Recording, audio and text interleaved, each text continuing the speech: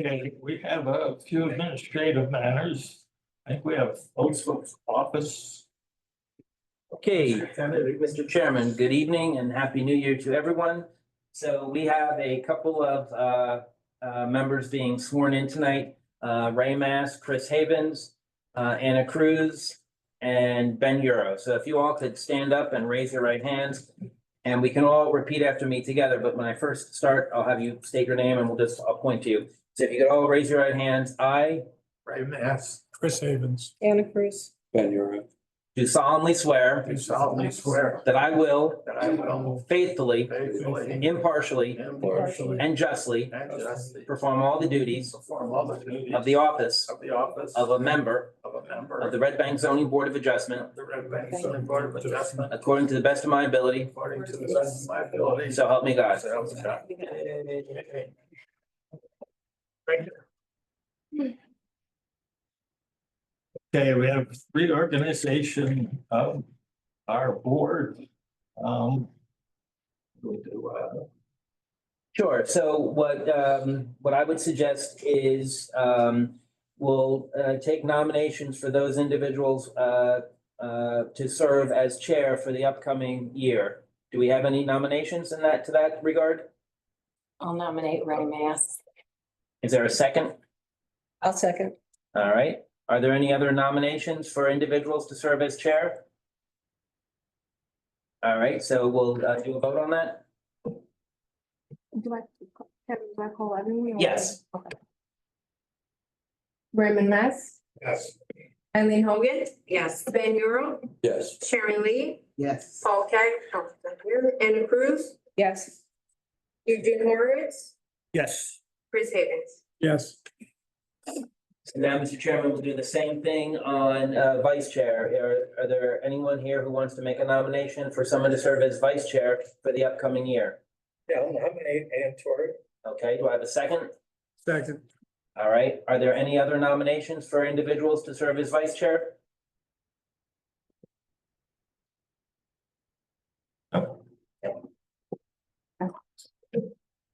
Raymond Mass, Yes. Eileen Hogan, Yes. Ben Euro, Yes. Sharon Lee, Yes. Anna Cruz, Yes. Eugene Horowitz, Yes. Chris Havens. Yes. Okay, we have a nomination for board secretary.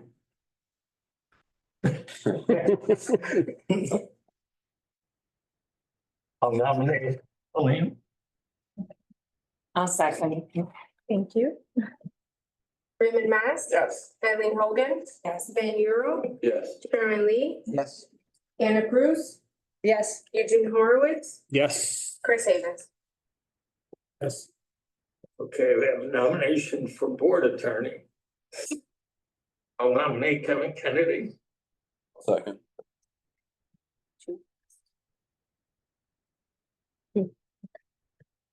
Raymond Mass, Yes. Eileen Hogan. Yes. Ben Euro, Yes. Sharon Lee, Yes. Anna Cruz, Yes. Eugene Horowitz, Yes. Chris Havens. Yes.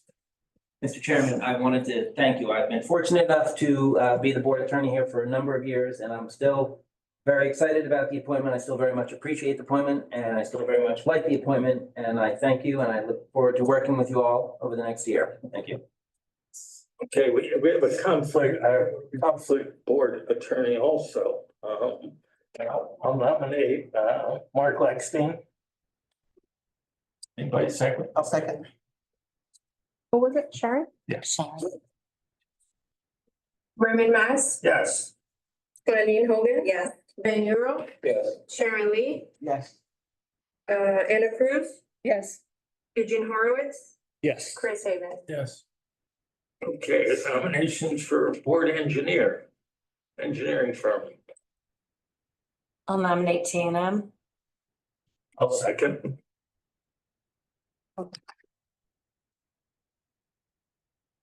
Raymond Mass, Yes. Eileen Hogan, Yes. Ben Euro, I have to recuse myself over potential conflict of interest. Okay. Sharon Lee, Yes. Anna Cruz, Yes. Eugene Horowitz, Yes. Chris Havens. Yes. And then nomination for a conflict board engineer. I'll nominate CME. I'll second. Raymond Mass, Yes. Eileen Hogan. Yes. Ben Euro, Yes. Sharon Lee, Yes. Anna Cruz, Yes. Eugene Horowitz, Yes. Chris Hayes. Yes. Okay, we have reaffirmation of zoning board bylaws. I make a motion to approve those. Make the motion. I'll second. So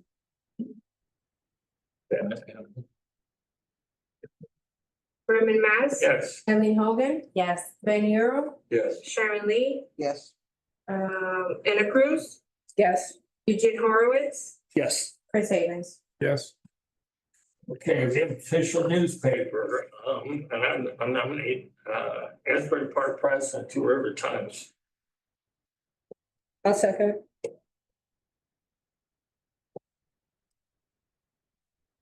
Raymond Mass, Yes. Eileen Hogan, Yes. Ben Euro, Yes. Sharon Lee, Yes. Anna Cruz. Yes. Eugene Horowitz, Yes. Chris Havens. Yes. Okay, and last, we have the 2025 board meeting calendar. I'll go ahead and approve that. Second. Raymond Mass, Yes. Eileen Hogan, Yes. Ben Euro, Yes. Sharon Lee, Yes. Anna Cruz. Yes. Eugene Horowitz, Yes. Chris Havens. Yes. Okay, then we have, meeting minutes, regular meeting minutes from December 5th, 2024. Somebody like to make a motion to approve those? I'll make the motion. I'll second. Raymond Mass, Yes. Eileen Hogan. Yes. Ben Euro, Yes. Sharon Lee, Yes. Eugene Horowitz. Yes. Okay, and we have, meeting minutes from, December 19th, 2024. Those weren't provided to the board, but it was a short meeting, only 5 minutes, but they are drafted, All right, so. somebody make a motion to approve those? I'll make the motion. Second. second. And Mr. Chairman, just for the record, Shauna, I think all that was we opened up the meeting to carry Yes. the Riverview Hospital application and the Morales application to this meeting night. That is correct. That's all the minutes will reflect. Ben Euro, Yes. Sharon Lee, Yes. Anna Cruz. Yes. And Eugene Horowitz. Yes. Okay, next we have a resolution of denial on 187 Riverside Avenue. Mr. Kennedy. Mr. Chairman, that was the Outfront Media billboard application. This resolution, a little bit lengthy, it was distributed ahead of time. If it's acceptable to the board, we can adopt it, subject to engineering and Shauna review.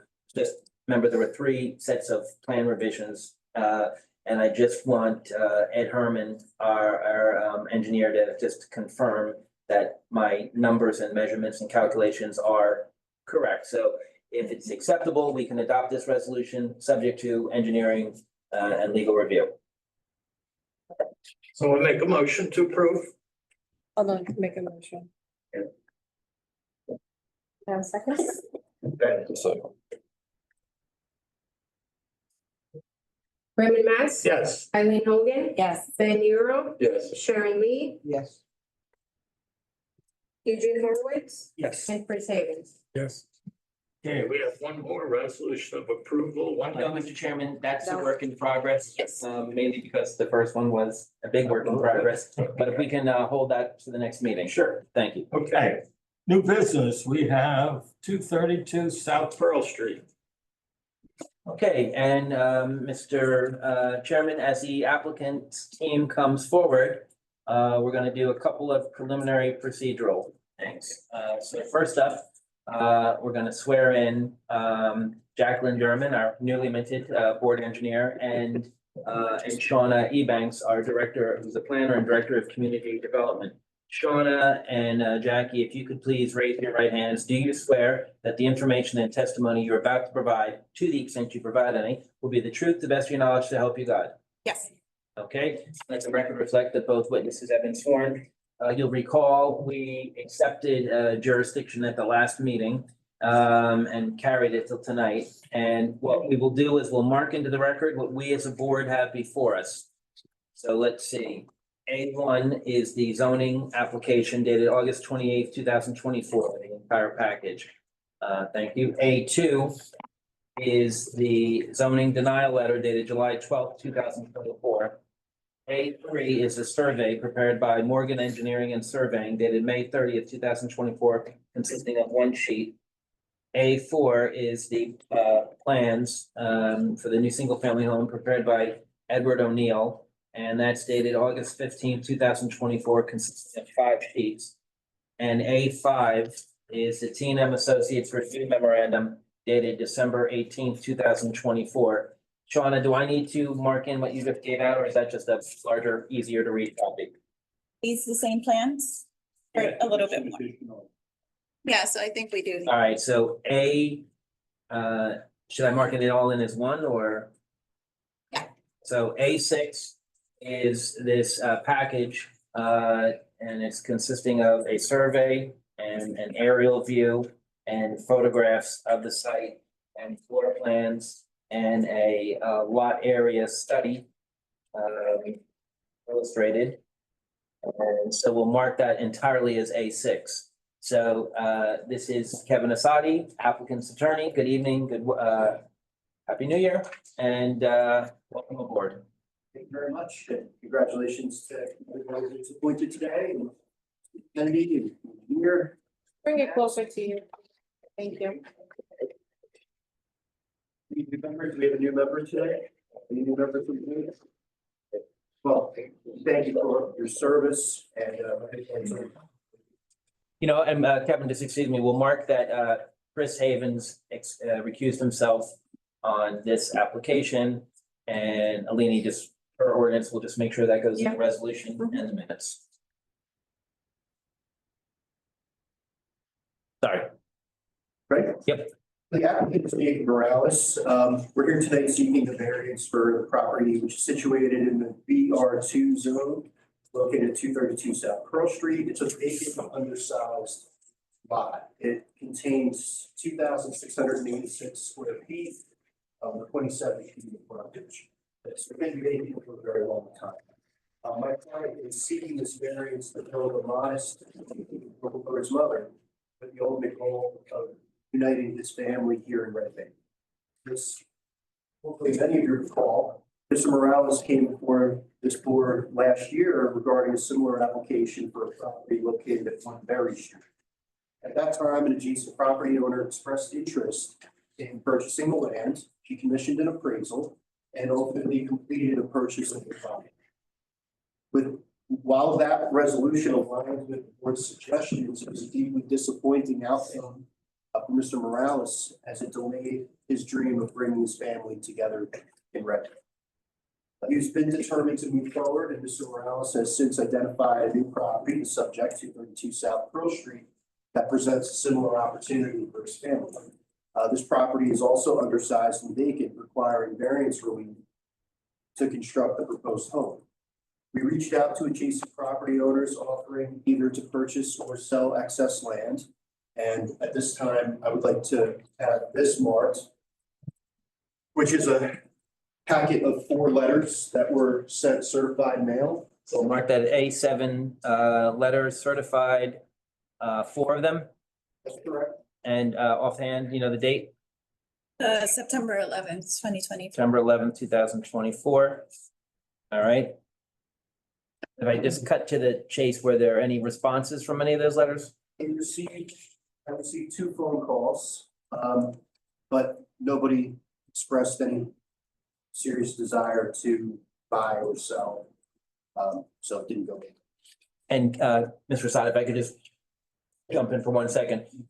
We'll get into this later on, but remember, when we talked about the Mr. Morales' first application, this is all effectuated under the Dahlmeyer case, and that is a special case when you're dealing with isolated undersized lots.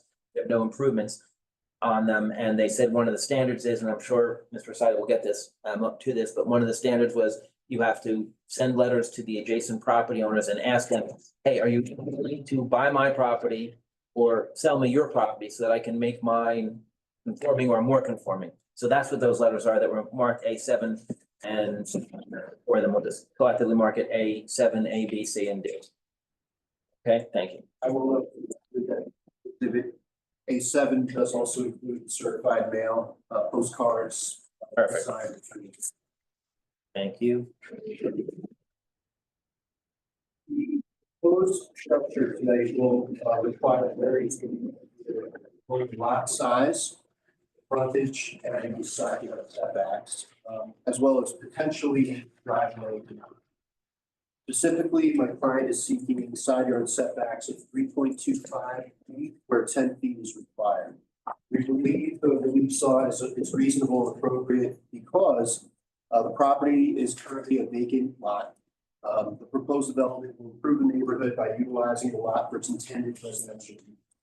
The requested variances are consistent with the character of the surrounding neighborhood. And the granting of the variance will allow Mr. Morales to achieve his family's goal of living together in Red Bank without any detriment to the public or other substantial impairment. So without further ado, well, we have two witnesses this evening. One is Mr. Morales, who's seated to my left. And we have Ed O'Neill from State Architects, who will testify technical information about the application. So without further ado, unless the board has any questions for me, we can swear in. All right, good evening. If you could just raise your right hand and state your name. Jacob Morales? Mr. Sides, give him the microphone. Right. And it's Morales. All right, if you could just raise your right hand. Do you swear that the information and testimony you're about to provide will be the truth, the best of your knowledge, to help you God? Great. And just for the record, you're the owner of the property? And how long have you owned it, roughly? You have to speak closer or louder. Sorry, I've been like 3 years. About a year? Okay, and the property, as Mr. Asadi indicated, is vacant. Thank you. The mics are very sensitive, so just keep it close. Oh, okay. Yeah, you can just keep it really close. Okay, Jacob, can you enlighten the board? How long have you lived in Red Bank? It's been a few years now and, honestly, just fell in love with it. Originally from Jersey City. I don't know if you guys remember my story from the last time, and, I honestly, can't believe Red Bank was this nice, so I just wanted to bring my family, honestly, to experience this. As much as I experienced it already. Bring my mom, I feel like my mom is like the last missing piece that needs to come and actually experience this and, see how nice it is. Honestly, how nice New Jersey is, honestly, but she's used to Jersey City. And it's pretty rough around there, so, yeah. And you identified this property with what purpose in mind? Oh, to bring my mom, honestly, to build something where it's convenient for her and then to have her have a better life over here. Because honestly, she's struggling a little bit at Jersey City and I would like to inspire her with this, honestly.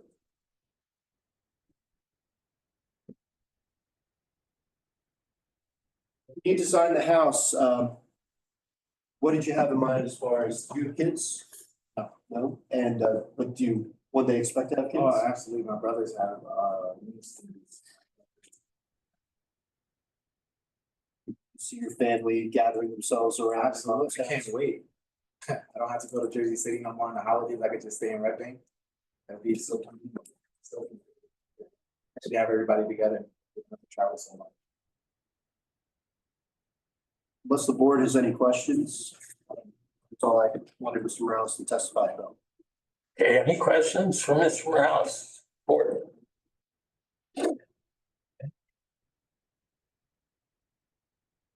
The public. Any questions from the public for Mr. Morales? Okay, move on. Okay, and there's gonna be a time for public comment in a little bit. And there's this judicially sanctioned process that we have to follow. So do you have any questions for Mr. Morales right now?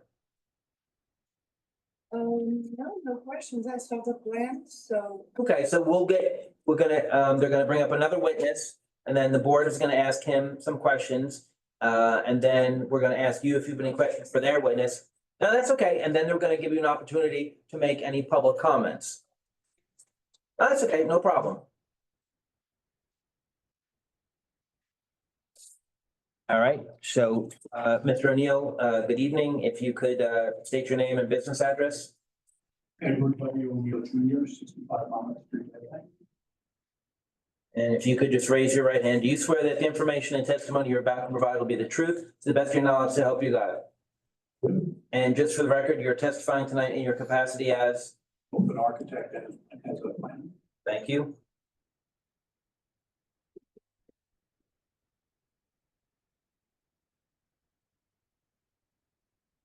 You want me to order Mr. O'Neill? or- You know what? He's been before us several I times. understand that to be. I think we're all familiar with, Mr. O'Neill. So So then I submit Mr. O'Neill as an expert in the fields of architecture and professional planning. So noted. Thank you. Thank you. You can go ahead. So, again, as Mr. Asadi said, it's an isolated, undersized lot. My investigations show that the aerial photographs from around 2001, the site has been vacant. I'm not sure how much further back it goes being vacant. However, I've also looked at old Sanborn maps from the 1920s, and there was a house on the site at that time. So somewhere between the 1920s and 2000. I'm sorry, somewhere between 1920s and, I just speak into, you have to really yell in the mic. So the proposed house is 2,119 square feet, I'm sorry, 2000, 119. And that includes a finished attic, which is one open room. It's not a bedroom, there's no bathroom. An extra rec room. The height is 29 feet, or 35 feet big. And basically as Mr. Asadi, variances sought are side yard variances. Considering that the lot is 27 feet wide, from here to the two side yard setbacks of 10 feet, it leaves 7 feet of developable area, which is not developable area. So if we conform to the side yard setbacks, we'll have one buildable property. We do conform to the front and rear, and we do conform to lot coverage. There was a question in TNN's review letter regarding calculations of lot coverage. And we more than happy to supply those as a condition of approval. There was also a question regarding the heights of the front and rear stoops. And again, a condition of approval would be provided to the project grading plan, and at that time we could confirm the size of the stoop and rear stoop based on the number of steps. So we kind of made an assumption about the steps. I think the fact that they would be under 3 feet between the stoop and grade is where we would try to be, and therefore they're not counted in the lot coverage calculations. There's also a question about the driveway that's being proposed, which is another variance. We would be more than willing to look at that in different ways. Maybe we can use the term correctly, excuse me, the tire channels. The question, of course, becomes if we use tire channels, is it the same as is the width mentioned the same for a driveway that's not paved 15 feet wide? I'm not sure how you interpret that, but if that was with pleasure, we would modify the plans to be such. We have no objection for that. I mean, I think we would still. I don't think it would make a difference if you have tire channels or not. You would still have a curb cut that's 18 feet wide, right? Yes, yes. So I would say the driveway is still 18 feet wide. Okay, yeah, it's an interpretation because it's not. So whatever way you're interpreting it. Yeah, I would say the curb cut, that's what a driveway typically is, depression of the curb. So whatever the width is it's 18 feet. And again, the wheel channel issue may be an issue depending on the heights of the entry stoops for lot coverage. So we may go back to the wheel channels for less Okay. coverage. But either way, we would conform to the 35% coverage issue. Okay. But we need a little more information. And again, just for the board's information, the the idea of the 18-foot wide driveway by 2 off-street parking spaces, which is what's required by the ordinance. So we conform to the off-street parking requirements, but it requires a wider driveway because the lot is narrow enough that we can't go around to the back to park the car. And if we put a 2-car garage in front of the building, that's all. Because a 2-car garage is approximately 24 feet wide. So we're kind of caught. And there are, one of the issues that is in some of the documentation at the end of the packet is that there are 2 other properties on South Pearl that have driveways that are basically the width of the property in order to park in it. And there are also a couple of properties that are commercial properties that one's a very large property. So just to kind of put that into context.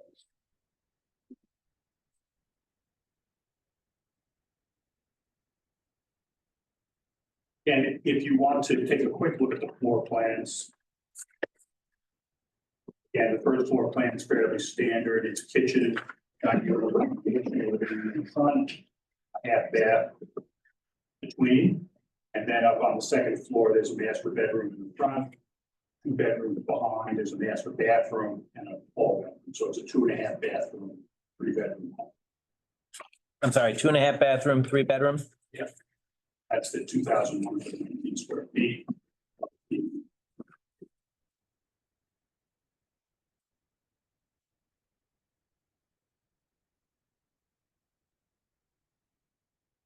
As far as the view letter goes, we will conform to all the outstanding issues mentioned requiring like features like walkways, things like that. We are not planning on necessarily providing trees in the front. We could, if you would, again, if it's at the board's pleasure to shift the, if the 18-foot driveway is approved, we have it centered on the lot. We could shift it to one side in order to have more area to plant a tree. If that was something that the board felt there would be 4.5 feet on each side. We could probably plant small trees or shrubs instead of that, which tomorrow again, if that's a good deal. We look at this from a planning perspective. Again, we're compelled to kind of talk about the positive and negative criteria. So I would say, first, being somewhat a positive person, start with positive criteria, which is the purposes of the act. The first one listed in the purposes of the act would be criteria A, which is to promote the health, safety, and welfare of the community. I think developing an abandoned lot is a good thing. If you look at the photographs that are provided in the packet, those photographs days ago, I believe. And that's the way the property was. And I think developing that property is a good thing. I think most people in the neighborhood, when we talk about the Berry Street project, spoke about, hey, you know, there's this vacant lot. Well, you can look at it and enter into an agreement to purchase the property. So I think it's also a continuity of the overall neighborhood. I think positive criteria E is appropriate population densities to contribute to the well-being of strengthening the residential neighborhood today, which is mixed. It's mixed with residences and commercial properties. And I think that that strengthen the construction of the house. G is sufficient space for housing development, housing during this current housing crisis. Again, it's a house that, even where it's located, is probably more affordable than market rate. And also the desirable visual environment. Again, the site is very visible from Dr. Park, especially from the back of the west.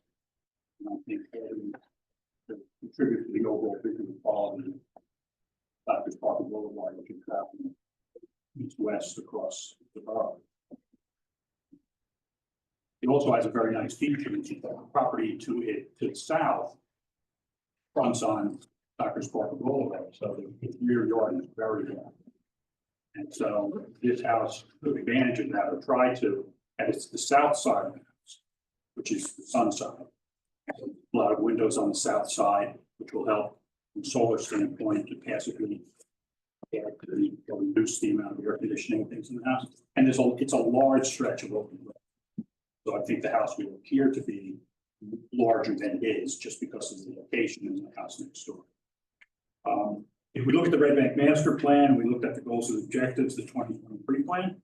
If you look at the section they call balanced, it says to embrace a smart growth mentality with targeted infill development and minimize negative impacts. And I think it's an existing vacant. It also says that to preserve residential quality of life by addressing nuisance issues and preventing incompatible development in adjacent areas. And I think this is, it is an appropriate adjacent use.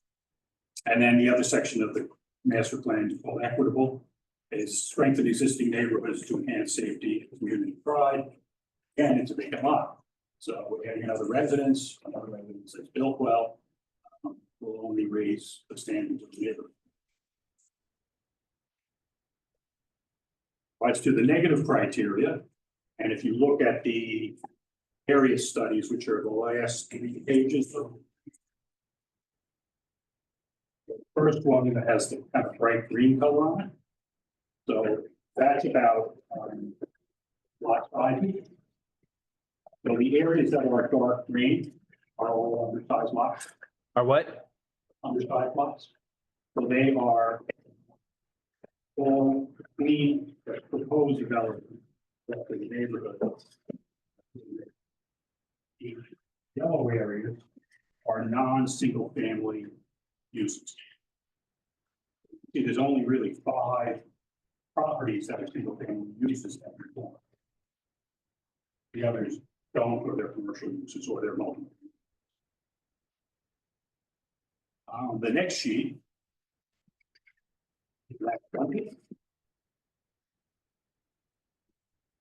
Requirements 50 feet. We have 7. As you notice, besides the Hadport site, none of them conform. None of them have a proper frontage. Again, I don't think it's a negative impact to have this site, which doesn't have the frontage within a neighborhood of properties that don't have the frontage. Last sheet is setbacks, side yard setbacks. Now, again, this is kind of a guesstimate based on the areas that you can draw from information. So this is from the county GIS map. And you can see that all of the yellow lots have setbacks that are less than 10 feet. So it is a neighborhood that mostly doesn't have 10-foot setbacks. If they do have 10-foot, it's on one side at the expense of the other side so that they could have a driveway to a garage in the back. So again, the distance between houses and their property lines are consistently around 3 to 5 feet. And 3 to 5 feet is a kind of an odd number if you think about it, but it isn't. Think about the building code. Because the building code defines 3 to 5 feet as the distances required. We're at 3 feet. And the reason for 3 feet 3 inches is that the wall has to be fire rated, but it can have windows on it. And we think that's very important because of the south facing side that opens the sun. So we're dealing with solar issues. We're trying to be energy conscious, which again is part of the master plan. So the idea that the property is overbuilt to its width, it's going to look like all the other houses. They're all that close. But looking at this house would be set back a lot farther than the ones that are currently there, right? Correct. And the reason for that is the parking space there. And with that block, there's a single-story house behind back there in this picture. Would that really be blocking everything that house would get from a sun standpoint, being that far back? No, because again, the setback in the back requirement is 25 feet, we're at 27. Okay. So we're actually further back than it could be. So I don't see that being a major issue. Let's see. Again, we meet the requirements for front yard, rear yard, lot coverage, building height, and all three parking. I think the impact of the infill development on the neighborhood is minimal effects. So I guess my conclusion is that based upon the positive criteria, I think the positive criteria far outweighs the negative. Therefore, from a planning standpoint, I think that it's smart development as the master plan calls it. And I think it's got to be neighborhood well. I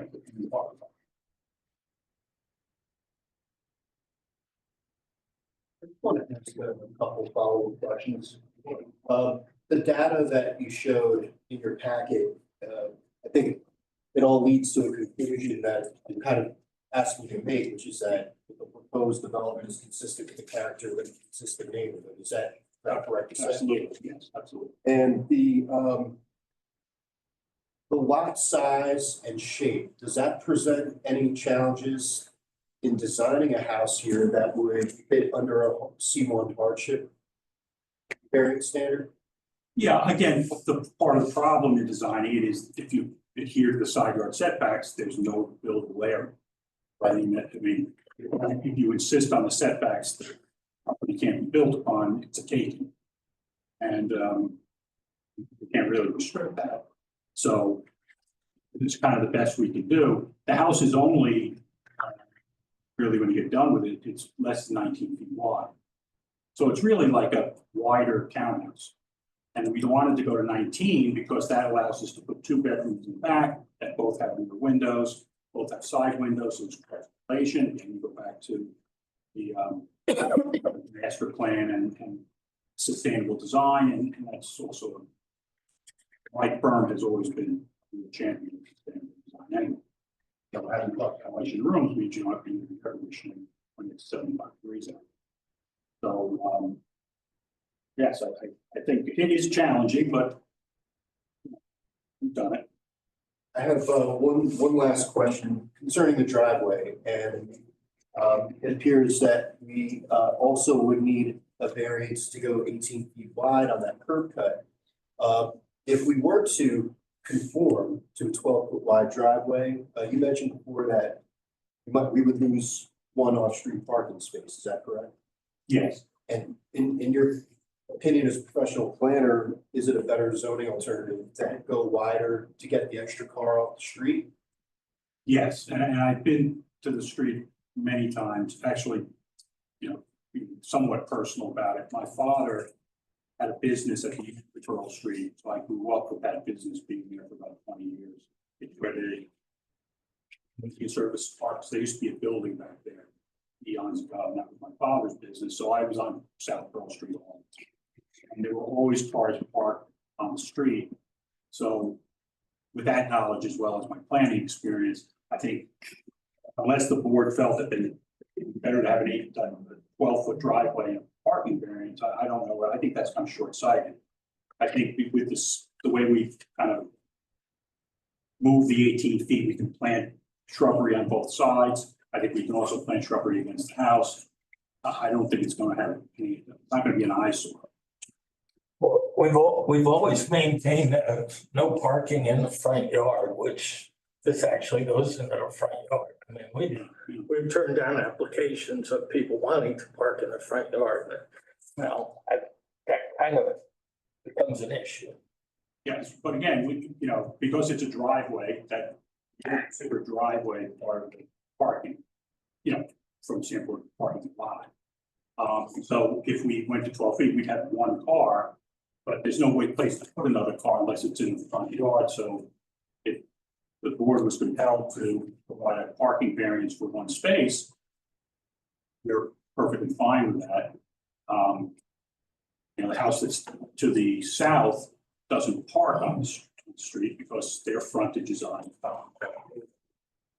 So there probably will be available parking between the house and the street to the south.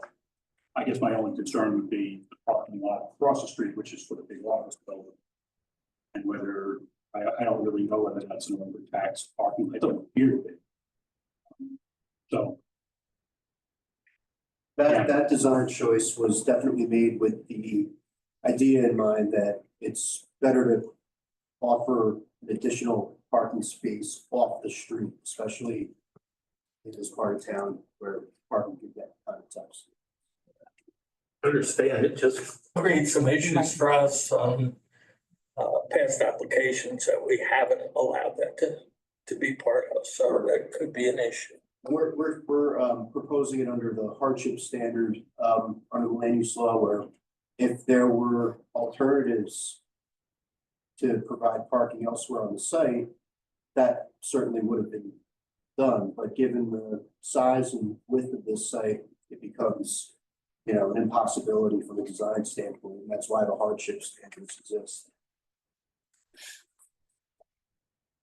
but again, we are willing to amend to the board's pleasure if that's an issue. Any questions from the board on this? I do see that as an issue if they're right in front of the house, right? Yeah. The spaces are right in front. And that is an issue for us. I mean, it definitely has been in the past too, to put cars right in the front. So, and then I have one other question. The size of this home compared to the street, is this gonna be a lot bigger? Or I know you said it might appear bigger, you know, because it's back, but is it going to be bigger? It could probably be smaller, 3-bedroom than 2,100 square feet. Well, again, if you You know, take out the roof area, Mhm. attic area, it's really gonna go from 21 down to about 1,600. Okay, And I would think that the houses on the street are in I'm sorry, the houses are in what range? that range of about 1,600 square feet. I would say anywhere from 12 to 1,600. so is the third floor, like, is it higher than the houses on the street then? Most of the houses? Well, most of the houses, their roofs go, if you're looking at it from the street left to Mhm. right, this would go Yeah. front to back. And front to back is to get more exposure to the south Yeah. elevation. So, Because I went over there, I mean, I was looking at it, but I don't have a measuring, I didn't know how No. high everything was, I was looking at, but if you put a house on there, you know, I'm looking at this, and then those houses are more down towards the street, and then you're gonna have 2 cars parked in front of it. Okay, all right. yeah, and again, we're certainly flexible on parking. Mhm. We initially wanted to not have that as a variance in the application, which meant we had 2 spaces that we met the standard, but there's a design waiver, I believe it would be, because of the parking. Because where that was, okay. As opposed to a variance for not having adequate number of parking spaces. Mhm. So we kind of erred on the side of dealing with the parking. Right. Because this is all the way, you said, on this property line, there's no way on the side or anything, so you're saying they have to go in the front, they have to go in the front. Yeah, because again, Or they're if you on- set back for the fire reasons and then you put a driveway to go in the back of the parking. Again, it's an unbuildable lot.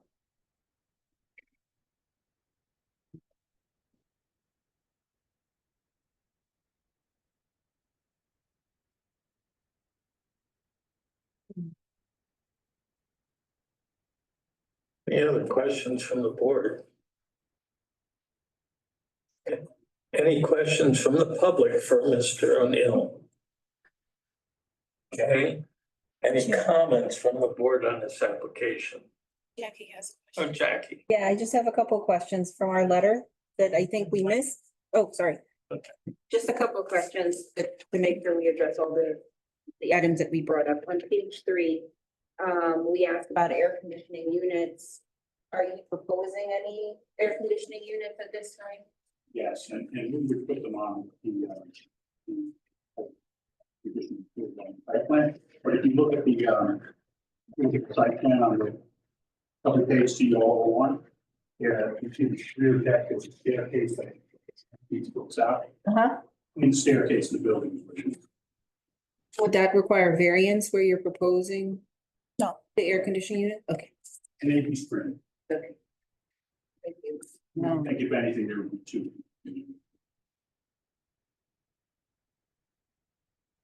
Okay, and then, 2.3 on page 4. Any walkways or, do you have any walkways proposed from the parking area to the front door? Yes, there's a small area that would go from the edge of the parking bay to the base of the steps.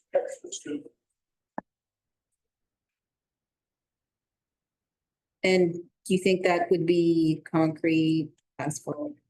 Either concrete or more decorative concrete pavers.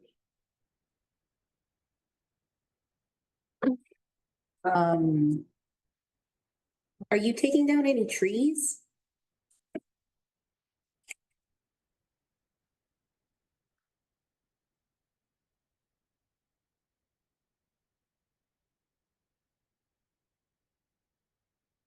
And I'm sorry, I just noticed one more thing that's not in the letter. There's a gravel area within your lot that has a depressed curve, I think. Would you close that depressed curve where you don't need it? Yes.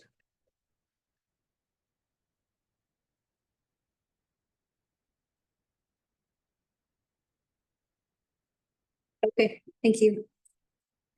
I have another question. When you're looking at this from the front and the driveway, the parking spots are in the front, the other houses are closer to the street.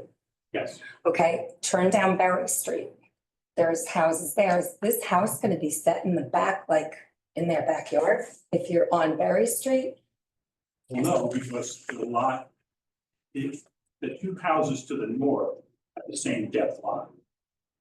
Okay. So the properties behind this that would be on Berry, we're going to better.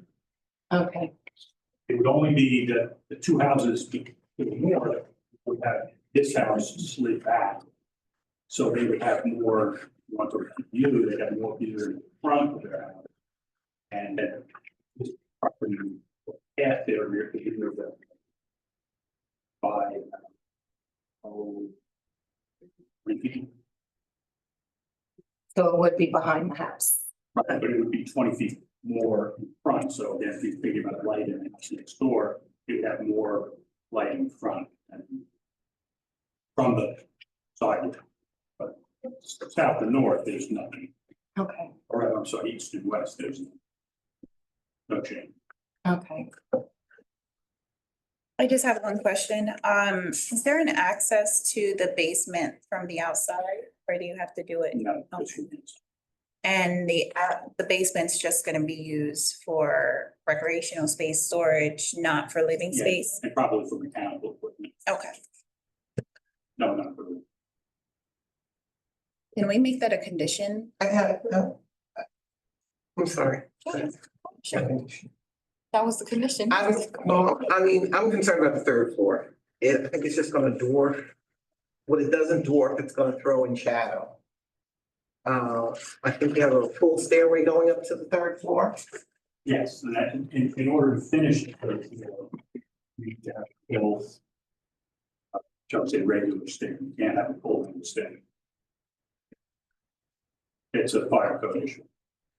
Yeah, I think it's big and it's tall. I just see it as such a difference to the properties that are next to it.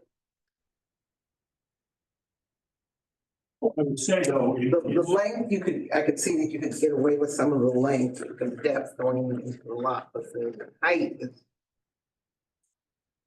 yeah, the height is determined by the walls of the thing that it happening. Yeah, that's a lot. But it is under the ordinance by 5 feet.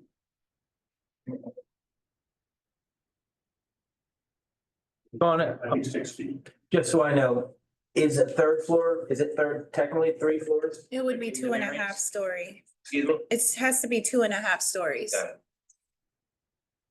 Clarify, is the question, called it a third story? Is this a third story of the roof? No. Not under the ordinance nor under the building code. So a full walk-up's not a third, not a second No, story? as long as it's a third, so a half story is considered to be a third of the second floor. And at a height of 7 feet. So they flipped it. Yeah.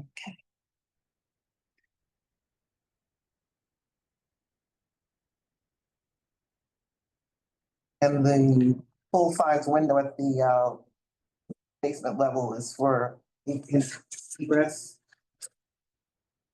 On the side since elevation, you don't have a door to the basement. yes, For on the egress, side the elevation, bottom window. that's just for light. It's not a door. And based on the grading plan, we don't have, it might get small. Grading is higher, that window will get small. Perfect.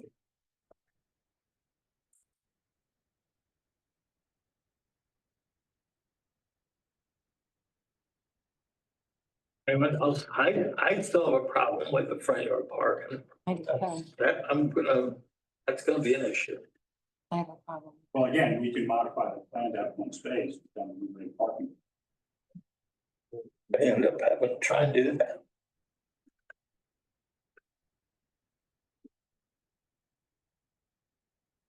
Chairman, I have discussed some of the policy with my client concerning front yard parking, and if Yeah, well, we're not done yet either. We have some public comment we gotta listen to.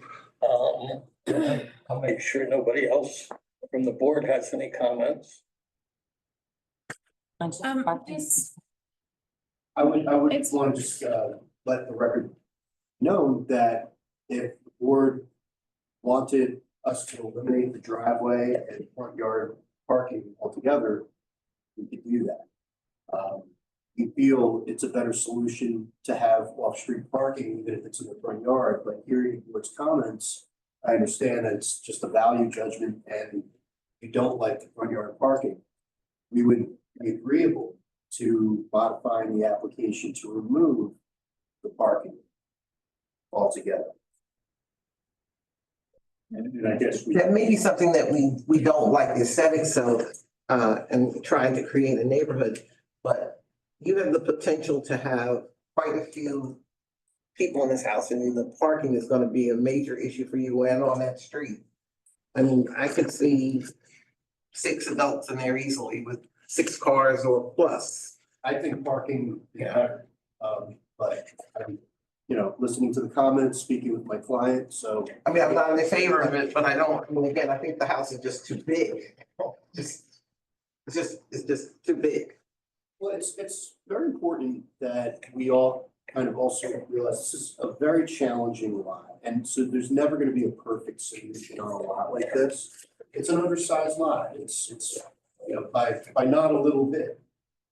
And where the law is on this is that even an undersized lot that's a challenge needs to be able to be used, right? And so we're coming in with an application that conforms in almost every respect except for that which we have no ability to conform with the side yard setback.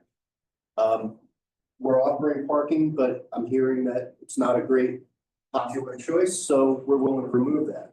We conform the height, building coverage, lot coverage, and every other standard on a very challenging site. So this is a very modest house that's being proposed.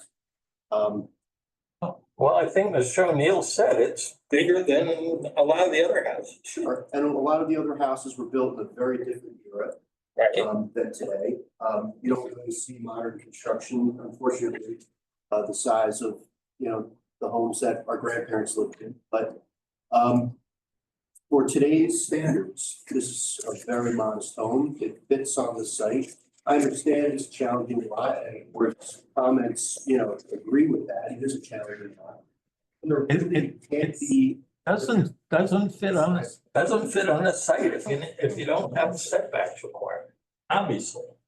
Yeah, and that's why the whole C1 hardship. So you're sitting here telling me it fits on the site, but you don't meet the setback requirements, so But I would only counter to say that if we met the setback requirements, the property is unbuildable. And so property's therefore, unbuildable? my understanding is that that amounts to a public taking. That would be a regulatory take. Right. Go ahead. I'm just a little confused by some of this conversation. Mr. Morales, this house is intended for your mother, correct? My nieces, my nephews, whenever I want to come for holidays and everything. Okay, but would multiple people be living in the house or would just your mother be living in the house? Well, mostly just my mom. Okay. Since we all live in Red Bank, always kind of. Oh, okay. Yeah, I, that's what confused me because, my colleague, Sharon said something about 6 adults and that's where I wasn't clear. So there would be just your mom living there. Yeah. Yeah, so there'd just be your mom living there and how many cars does she have a car? I mean, okay. And the photos here of the site, I don't see any cars parked there. I'm not that familiar with the street. Are there typically a lot of cars on the street or are there typically spaces available? Okay, but that's legal parking there? Okay. So the space is there. Okay, that's what I just wasn't clear. And as to the size of the house. Bear with me.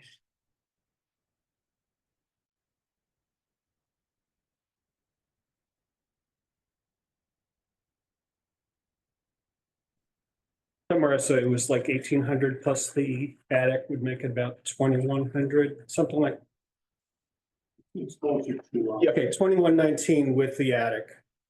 And 1,815 by my calculations without the attic. Okay, that's again, I wanted to reconcile because and it's a subjective emotional reaction, but to me, 1,800 square foot house isn't big. And what are the others in the neighborhood? Or are they? Well, you have to remember, there's two family houses which are larger.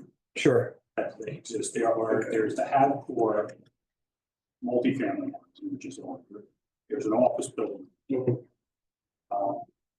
The two houses next door are smaller, but the others are probably in the vicinity of at least 1,500 square feet Okay. In the vicinity of what? of South Pearl Street, heading I'm sorry, I just didn't hear. What was the number? about 1,500. 1,500? Thanks. Yeah, that's what I wanted to understand, how it compared to other single family houses that are already there. And it sounds like it's a little bit bigger, just for lack of a better. Yeah, I mean, it's probably a little bit, but Okay. probably the 2.5 bathrooms helps contribute to that. Okay, But, houses, yeah, and back most of these houses we built. Again, when I looked at, they were built between 1895 and 2020, and 1922. Okay. Houses on the neighborhood, and so, as an administrator, as I said, it's a very different house. understood. Those houses were built, I know for a fact, because I live in one too, there was no public infrastructure, so none of the houses had running water. Systems in the 1930s, all of a sudden, all the houses had an issue, that Bank and all these people had houses that were once in the back, and that was the kitchen and bathroom, because of water and sewage. But again, it's going to be bigger because just infrastructure. Right. Okay, thanks. He said 2.5 bathrooms. I count 2. Oh, where's the half bath? On the first floor. We have 2.7. Oh, that's that. Okay. Thank you. Any other comments from the board before I open that up to the public? I would just say on the parking, my thought, I understand what you're saying about the front yard parking. But I'd be hesitant to put the cars on the street if there was an option to get them off. So maybe one spot. I know that we need a parking variance, but I don't know if no parking is the answer. Interesting situation, but it's certainly a non-traditional street with all the different uses on there. Thought.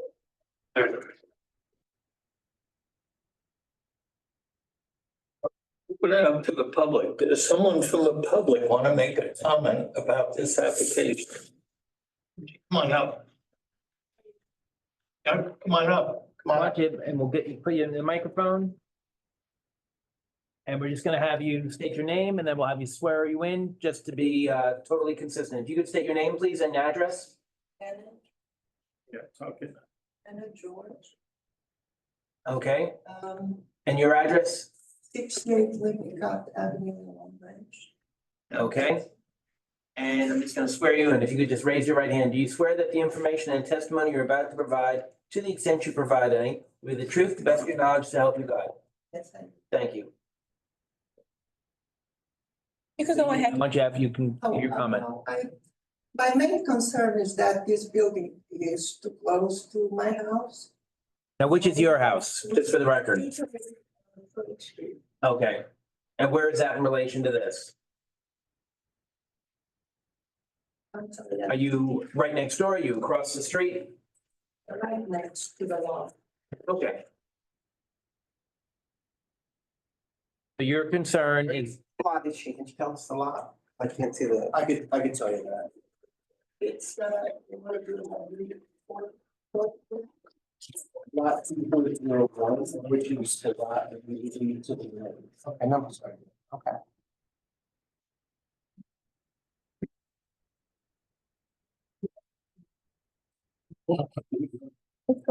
Yeah, I got it. so your concern is that the proposed house is too close to your lot?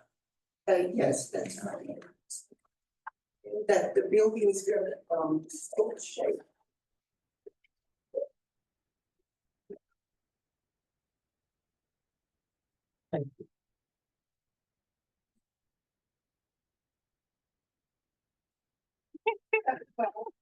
I don't know when they're gonna make the last question.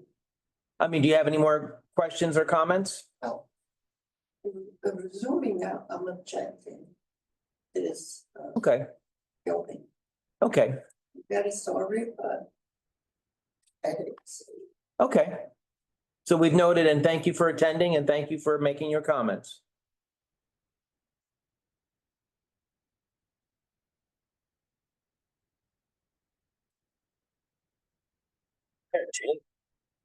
Yeah, relative and thank you. I always would rather hear public comment than people complaining after the fact. So anybody who comes, that's a good thing. Relative to that comment, that it would be too close, looking at, again, this picture. Okay, with like the houses across the street, 227, 229, would it be closer than like those houses or would it be about the same?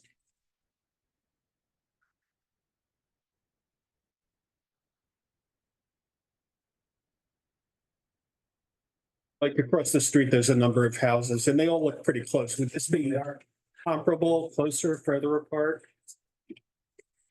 No, I mean, they're going to be soon. Okay, that's all I wanted. I'm looking for If you look at. Context. 30, 229, yeah, okay, 13 to 209, 258. okay. Yeah, just looking for how it would be relative to what's already there. Thank you.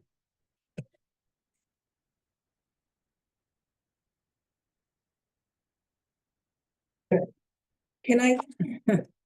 I just also wanted to explain to the resident that gravel and to the board, there's this gravel area on the survey that exists on the applicant's property. And the next door neighbor may be using it as a driveway right now. I don't know if you are. Are you using the gravel area as a driveway? Yeah, there's stone. There's stone.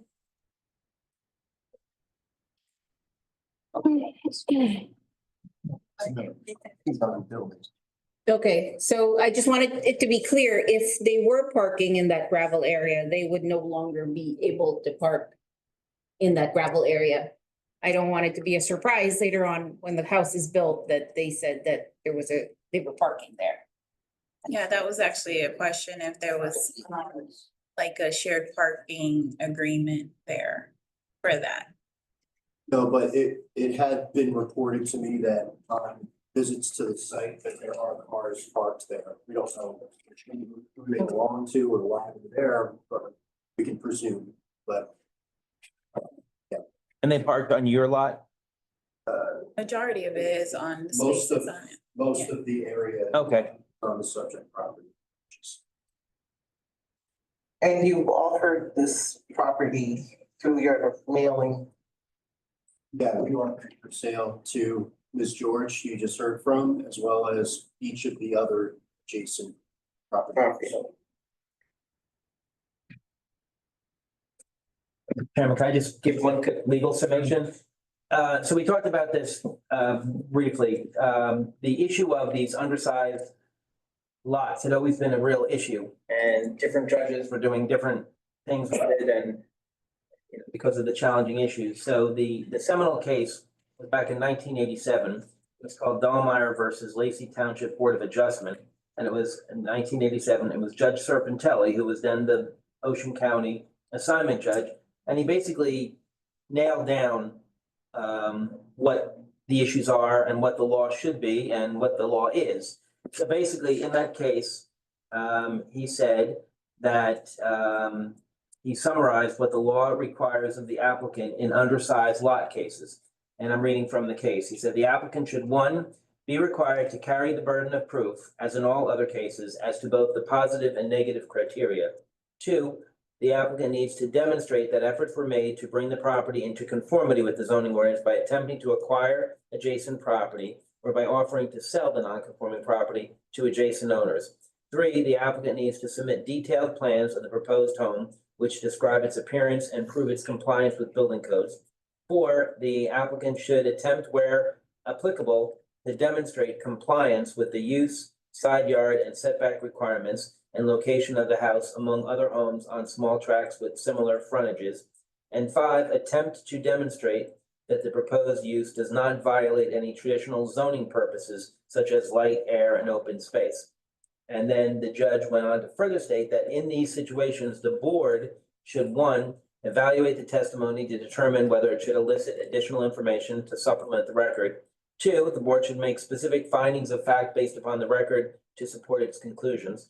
Three, consider whether in lieu of denying an application, it can approve it subject to reasonable conditions which would modify the proposal and obviate or minimize any negative impact.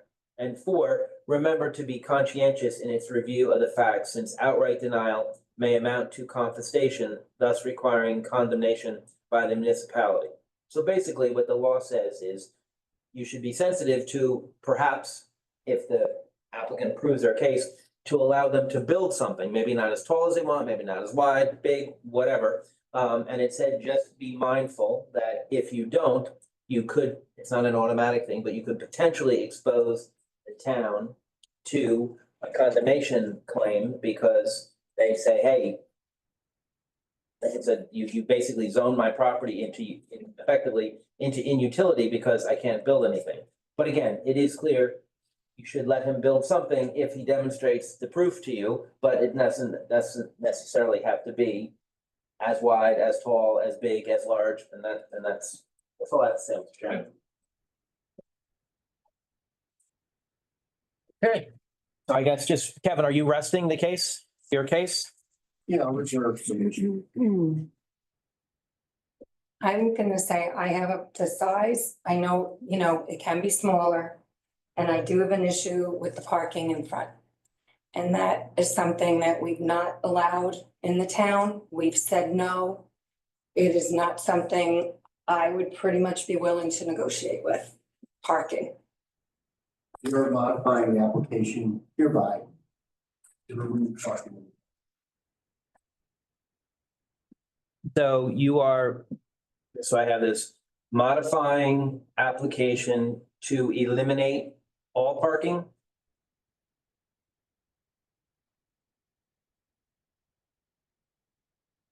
No problem. Are you, so I have it, you're modifying the application to eliminate all parking?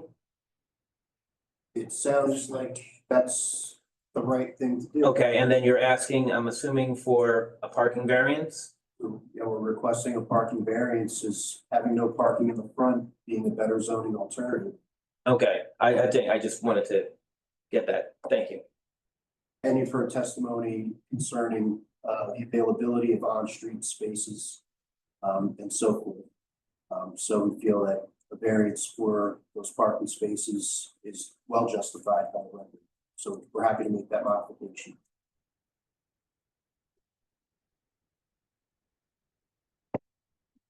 Okay, any other? Well, Before I think- we- I think you're building a very nice house. I wish you had two lots to work on. As a board member and for the future residents of your property and the properties next to you, I think that's where my obligation lies. I think you can build a really, really nice two-bedroom luxury home on that spot with the basement, not go as high, no attic, and still get a beautiful home that would accommodate your family.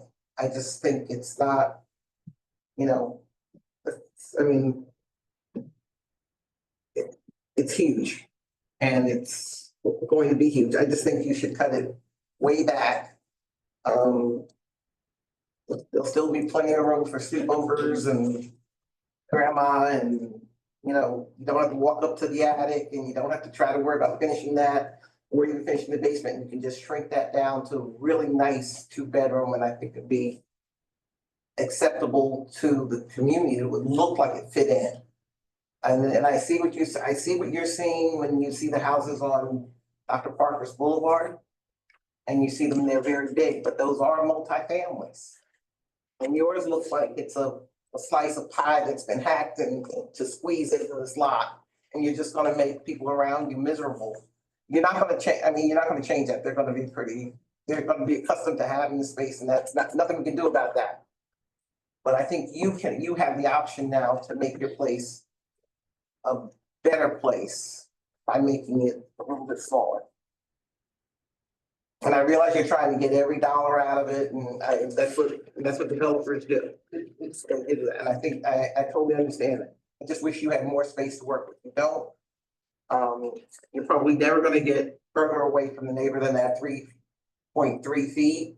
You're gonna be able to pass a cup of sugar out the window, but I think you can make it a little bit smaller. I mean, again, you've got three large size rooms.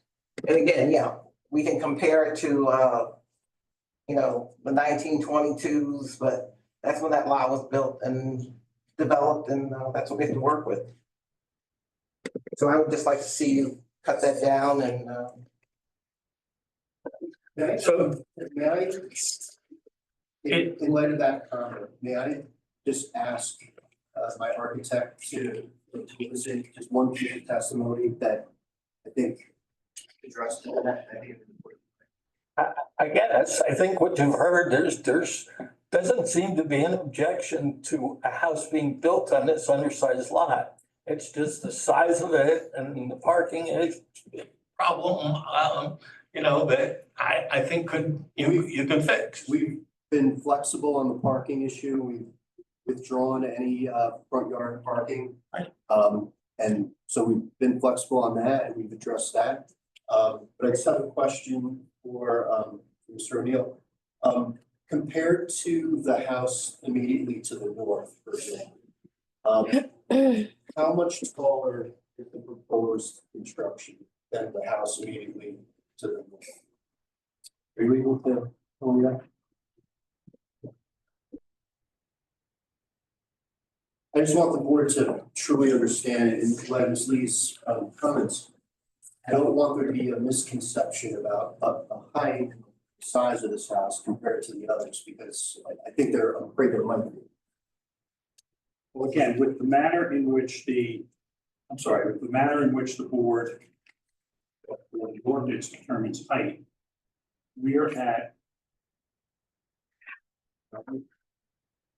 approximately 29 feet, with 35 feet is allowed. My estimate from looking at the photograph would be the house next door is about 24 to 25 feet. So we're talking about a 4 to 5 I think is de minimis considering size of. I just. So I just have a point. What was the size of the house that you were gonna build on Berry Street? Because that was a total of 1,675 square feet. And this is, That was a smaller. Yes, it was not nearly as deep. So That's really how the come, difference in size, right, is the depth. so would it be possible to put that same house on this lot? Because that's a smaller lot, I mean, smaller house. And you found that one acceptable. And it'd give more space. To what the board- Much less costly. Completely different economic picture. You can put that same size on this lot, and I think that would be acceptable. Or this is 2,119. That other one was 167. The other one was gonna have your mother in it, and this one's gonna have your mother in it, right? So either way, yeah.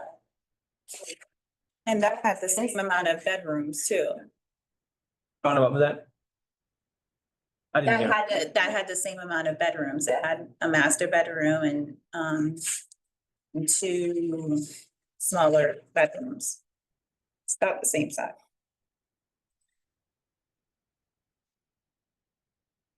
I can't comment that, Yeah, but I'm just, thinking since the size of the house is an issue, what would it be just as complicated to put that same size on this lot that's much bigger and it won't feel so humongous next to other people property? Mr. Arnold, do you happen to have a copy of the plans from one Berry? I have. Yes, you have one with you with you? Well, that's why Yeah. I can't really tell. Yeah, we're not exactly certain. It's been a long time. I have it right here. Because my client tells me that was a 2.5 story. Yeah, 2.5 stories. 2.5 stories.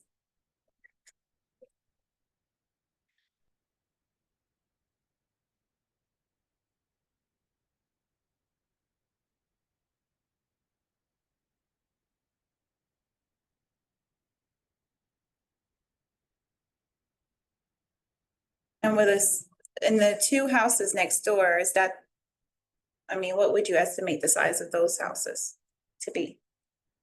I would say that they're somewhere between 13 and 15. So then The putting, issue with this house would be the width. The house on Berry Street was 22 feet, Mhm, and we can't do 22 feet. Got it. because of Fire regulations, as far as the setbacks have to really be over 3 feet. mhm. So we can be 3 feet narrower. And then what happens if you go 3 feet narrower is that the bedrooms get reduced to 2. Instead of 3, because they become too narrow.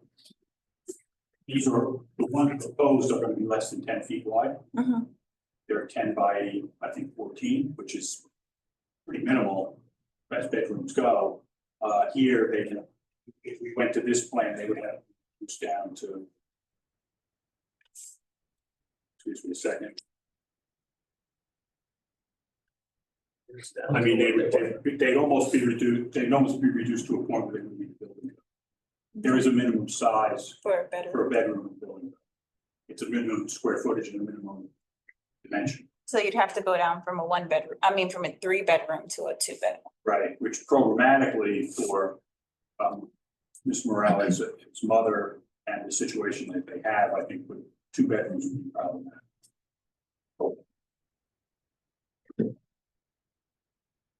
Thank you for having. It was lightning fast. Wow, you're. Okay, well. I don't know what to say when 2 bedrooms is not acceptable for a solution to an undersized lot is a undersized plan that fits it to me.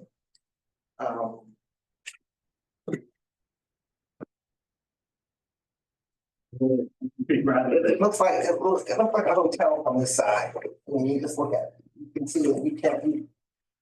You know, I mean, I understand getting all you can get out of it.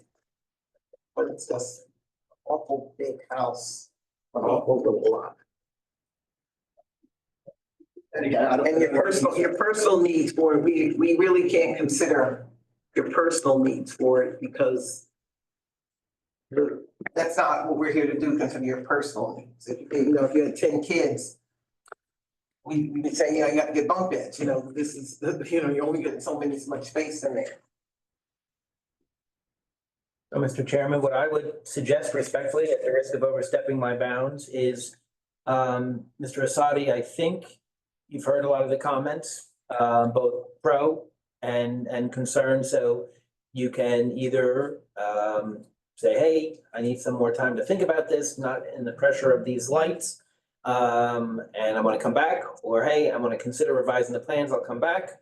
Or I'm pretty satisfied with what we have. We've made as many modifications as we can, and you'd like to vote tonight, or something in between. Mr. Chairman, does that sound like a pretty accurate? I think that sums it up pretty well. So, But is there, I don't know, is there a way to get some sort of general consensus about, say, the parking issue? Because we can't really locate the house. If we're going to have 2 off-street parking spaces, the house is located where it's submitted. You can't change that. I think the board is okay with moving the parking space, so maybe then you can. No, it's still too big. Well, no, it's a matter of if there's no, if the proposal is to have a 2-space parking there. Then the house can move forward because it doesn't need to be set back but then we need a front yard to line up with the houses next door. In this zone, yard area alignments aren't permitted. In other zones, like the RV zone, your zone, you can make an argument that you can align, and therefore the front yard setback doesn't apply, but not in this zone, because it's a BR zone, not in a B zone. So that's a question. The other question is, again, if you're willing to consider not having off-street parking on the site, the property can move wherever we want to toward the front. If you think aligning with the houses next door is a preference, we can certainly do that. The only thing that is really not possible in the plan is making it narrower. Because once you make it narrower, things don't work inside. But we could try some other imaginative way to do it. But rather than spin wheels, if I could get some sort of consensus or suggestion about what the board thinks would be a way to, an avenue to pursue, I wouldn't just be kind of guessing. I'm way less concerned about the parking being on site than I am, the size of the building too. So I mean, I don't have a problem if there was no parking. I mean, there's a lot of houses in Red Bank have no parking. And being it's an undersized lot, and it's a pretty big building. I think you have an opportunity to make it a little smaller.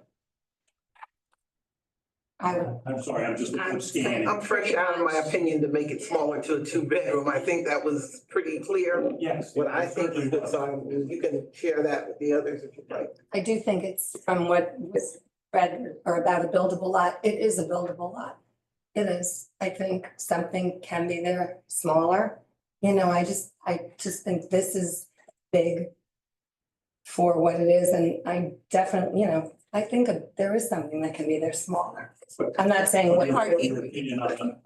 Oh, the parking, yeah, I don't want to even start, the front, I'm not for the front part, the parking in front, I'm more for the on-street, what am I saying? On-street parking. Yeah.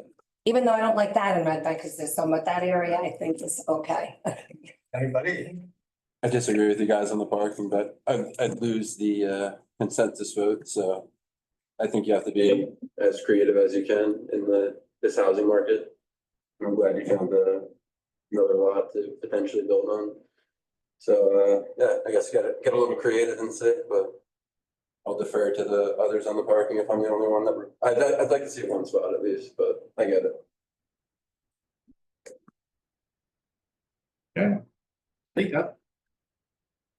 And don't get me wrong, I'm usually the first one saying I want parking on the projects. It's just the front of the, No, it's just your location. Because if you go to meetings, I'm always the first one saying I want parking, you know, provided with the application. So that's my issue. It's just where it's located in the front of the house. I understand, but Pardon, not trying to be funny here, but I'm sensing from the comments up and down the row here, we have like violent agreement here. Parking on the street in a smaller house. Is anybody doing this? I think we're all saying that. No. Except for Ben. Okay. Okay.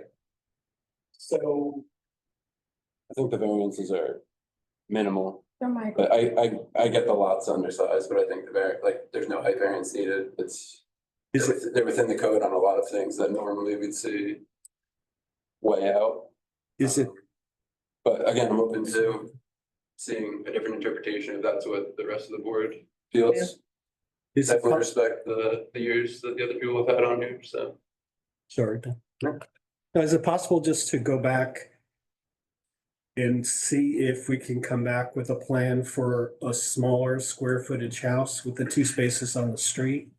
And the last thing we want to do is go through this and then you come back with something that's 1,600 square feet and we all say, no, that's too big. So can we decide on maybe a target square something so that, you know what I'm saying? Can we go back, see if we can redo the plans based on what seems like is getting to some head nodding up here? I mean, if the concern's number of bedrooms, then square footage really. I have no wouldn't matter. They could concern be with- two giant. Yeah, I have no bedrooms. concern with number of bedrooms. Yeah. It sounds like we have to have 3 bedrooms. yeah, you know, with all respect to, if you're talking about square footage, how I do the square footage and what the program is really immaterial. Like, if you could have the house at a smaller size, but still have 3 bedrooms, would you dare? Well, even though I can't speak for his mother, but as a mother of someone about his age, I'd say I would still want my big bedroom in my private bath. I'm just saying, while the house guests can have the single room at the other end of the hallway, I'm fine with that. I just think it's gonna be heavy loaded with people. It has that potential. If their family is 1 person or 20 people, I don't mind. It's gonna be a property that you're gonna wanna use. And to create a better neighborhood, we're not trying to get you to build an apartment, which is wall-to-wall house, and we want you to live well and comfortable in it. So I'm not trying to say squeeze down the bedrooms. Make it so that it's really a livable spot. And even if she hasn't got a car, or she has to park on the street, or they have to walk over, park the car down the field, whatever we have to do. But I think you can get a better quality of life in the house. Like I said, if I was your mother, I know what I want. But that's just the way I see it. And I'm not fighting about the parking, because when it snows, you're gonna move it to somewhere so that they can plow the street. You know, you're gonna take care of that. So I just, less square footage on the house. You know, again, the whole attic, I think you're gonna tower over, while 5 feet difference in height between the 2 properties is not a lot to just tell us 5 feet difference in the highest point. 5 feet when a house is 3 feet from you, it's a lot different than 5 feet from a house that's 15 feet from you. Looking out to a house, you just see a wall straight up. So I think if you coming down like this, and you know, you'll be, everybody will be happier, I think. So Mr. Sadi, your preference for tonight is? Give me 60 seconds to find out. Take a quick recess. Sure, I'll give you 5 minutes. That'll be 5 minutes. That's important. Thank you.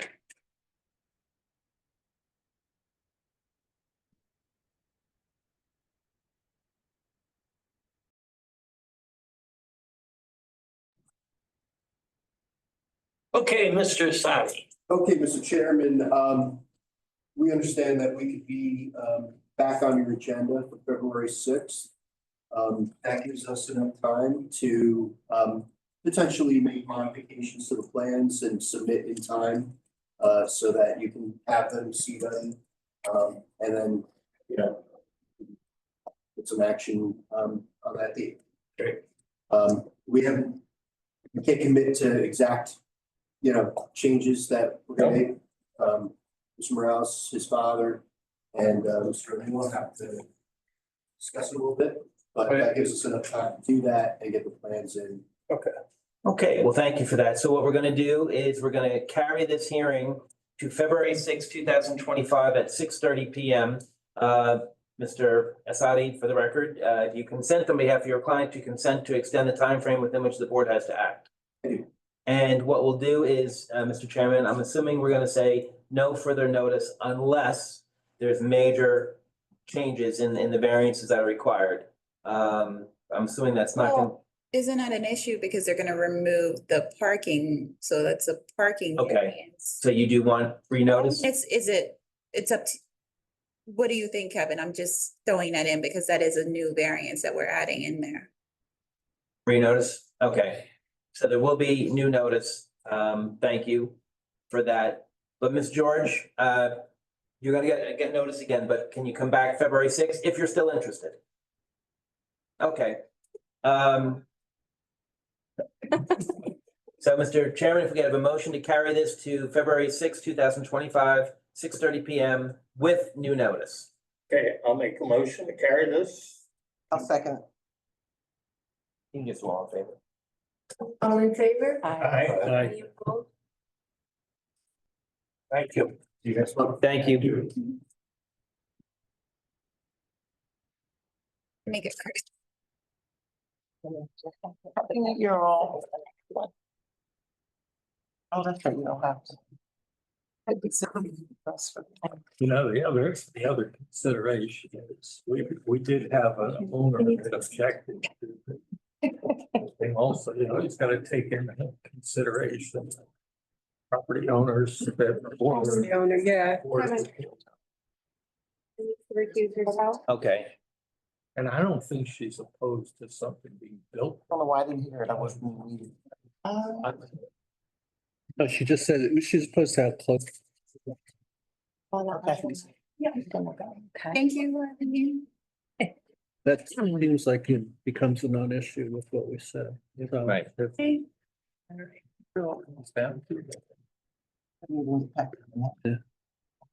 What we need to. Now that I'm here, I thought they were here waiting. No, It was- we're here for this. Don't want to be alone. I don't, I need to. Okay, Moving it to February.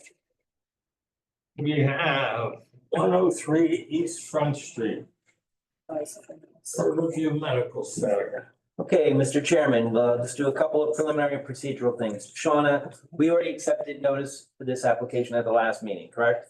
Okay, and so for the second and final time tonight, let's swear in Shauna Ebanks, professional planner and director of community development, and Jackie Derman, our board engineer. Ladies, if you could raise your right hands, do you swear that the information and testimony you're about to provide, to the extent you're providing, will be the truth, to the best of your knowledge, to help you God?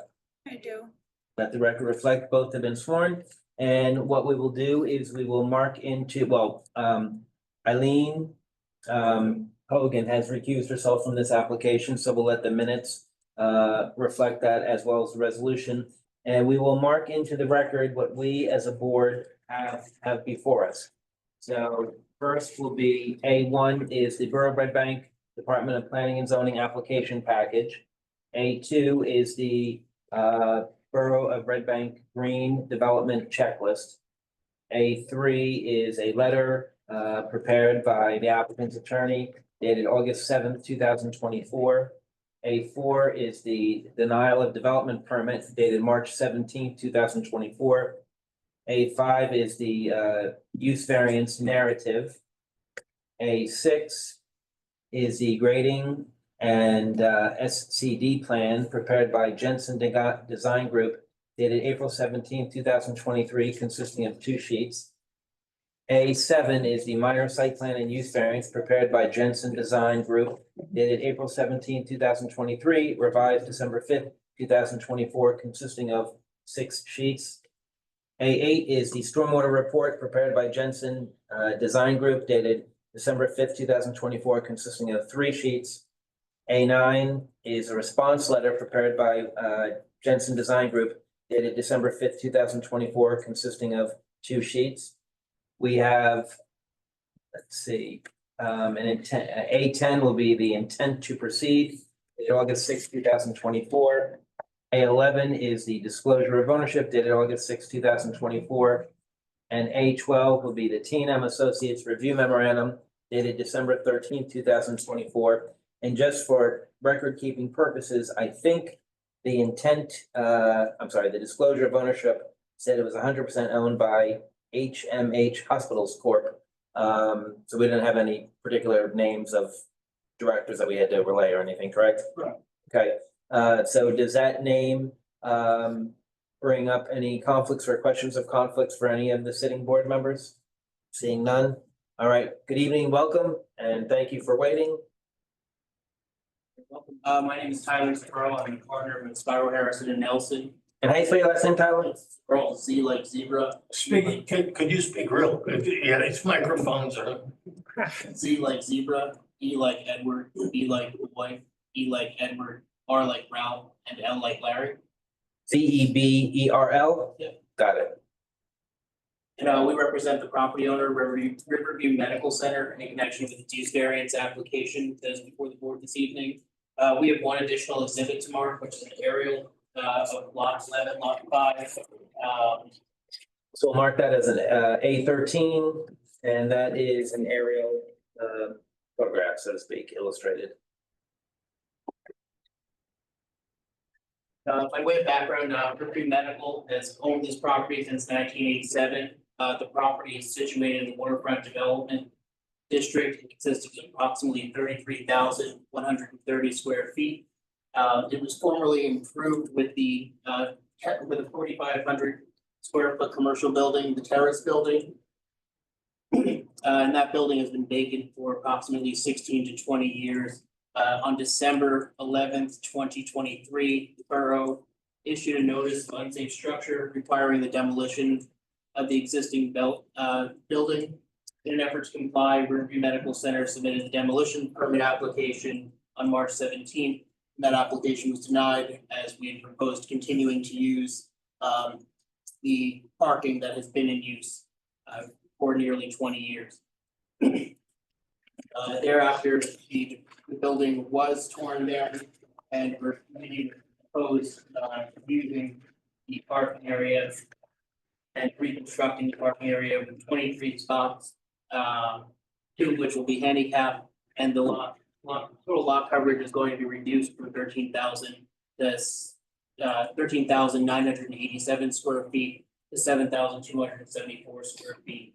The reason why we're here tonight is because we're not proposing a principal use on this. We're proposing to use the property just for parking.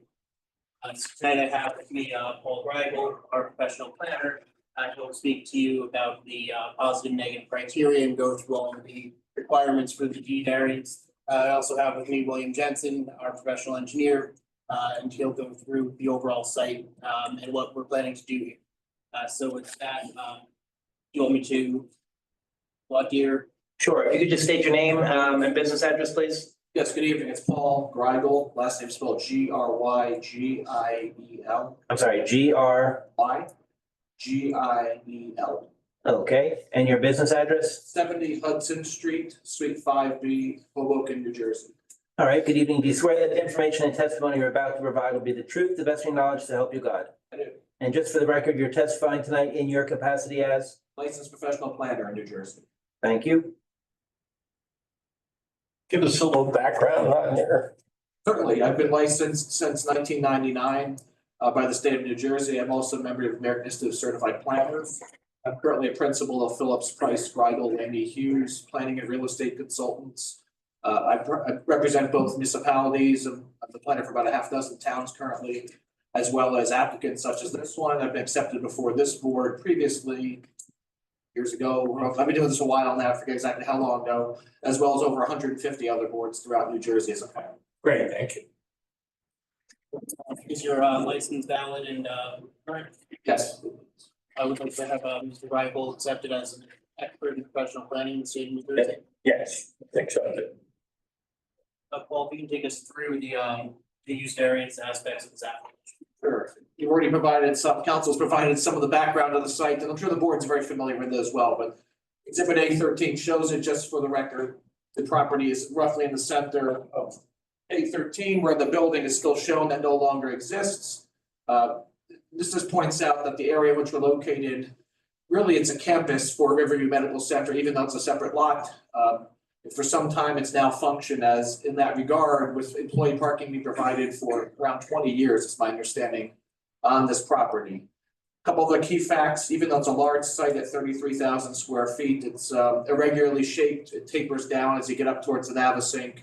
It narrows down to about 21 feet wide. So it's almost a triangular point at the rear. There's also a significant grade change behind where the former building was. The site drops off. It actually, the elevation steps down about 37 feet from East Front Street down to the rear property line. So the applicant, as we mentioned, is seeking to continue essentially to use their property for parking, just without having the principal building that previously existed on the site.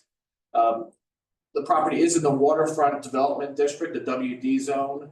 So that is, again, a different zone district than much of the rest of downtown or the nearby area.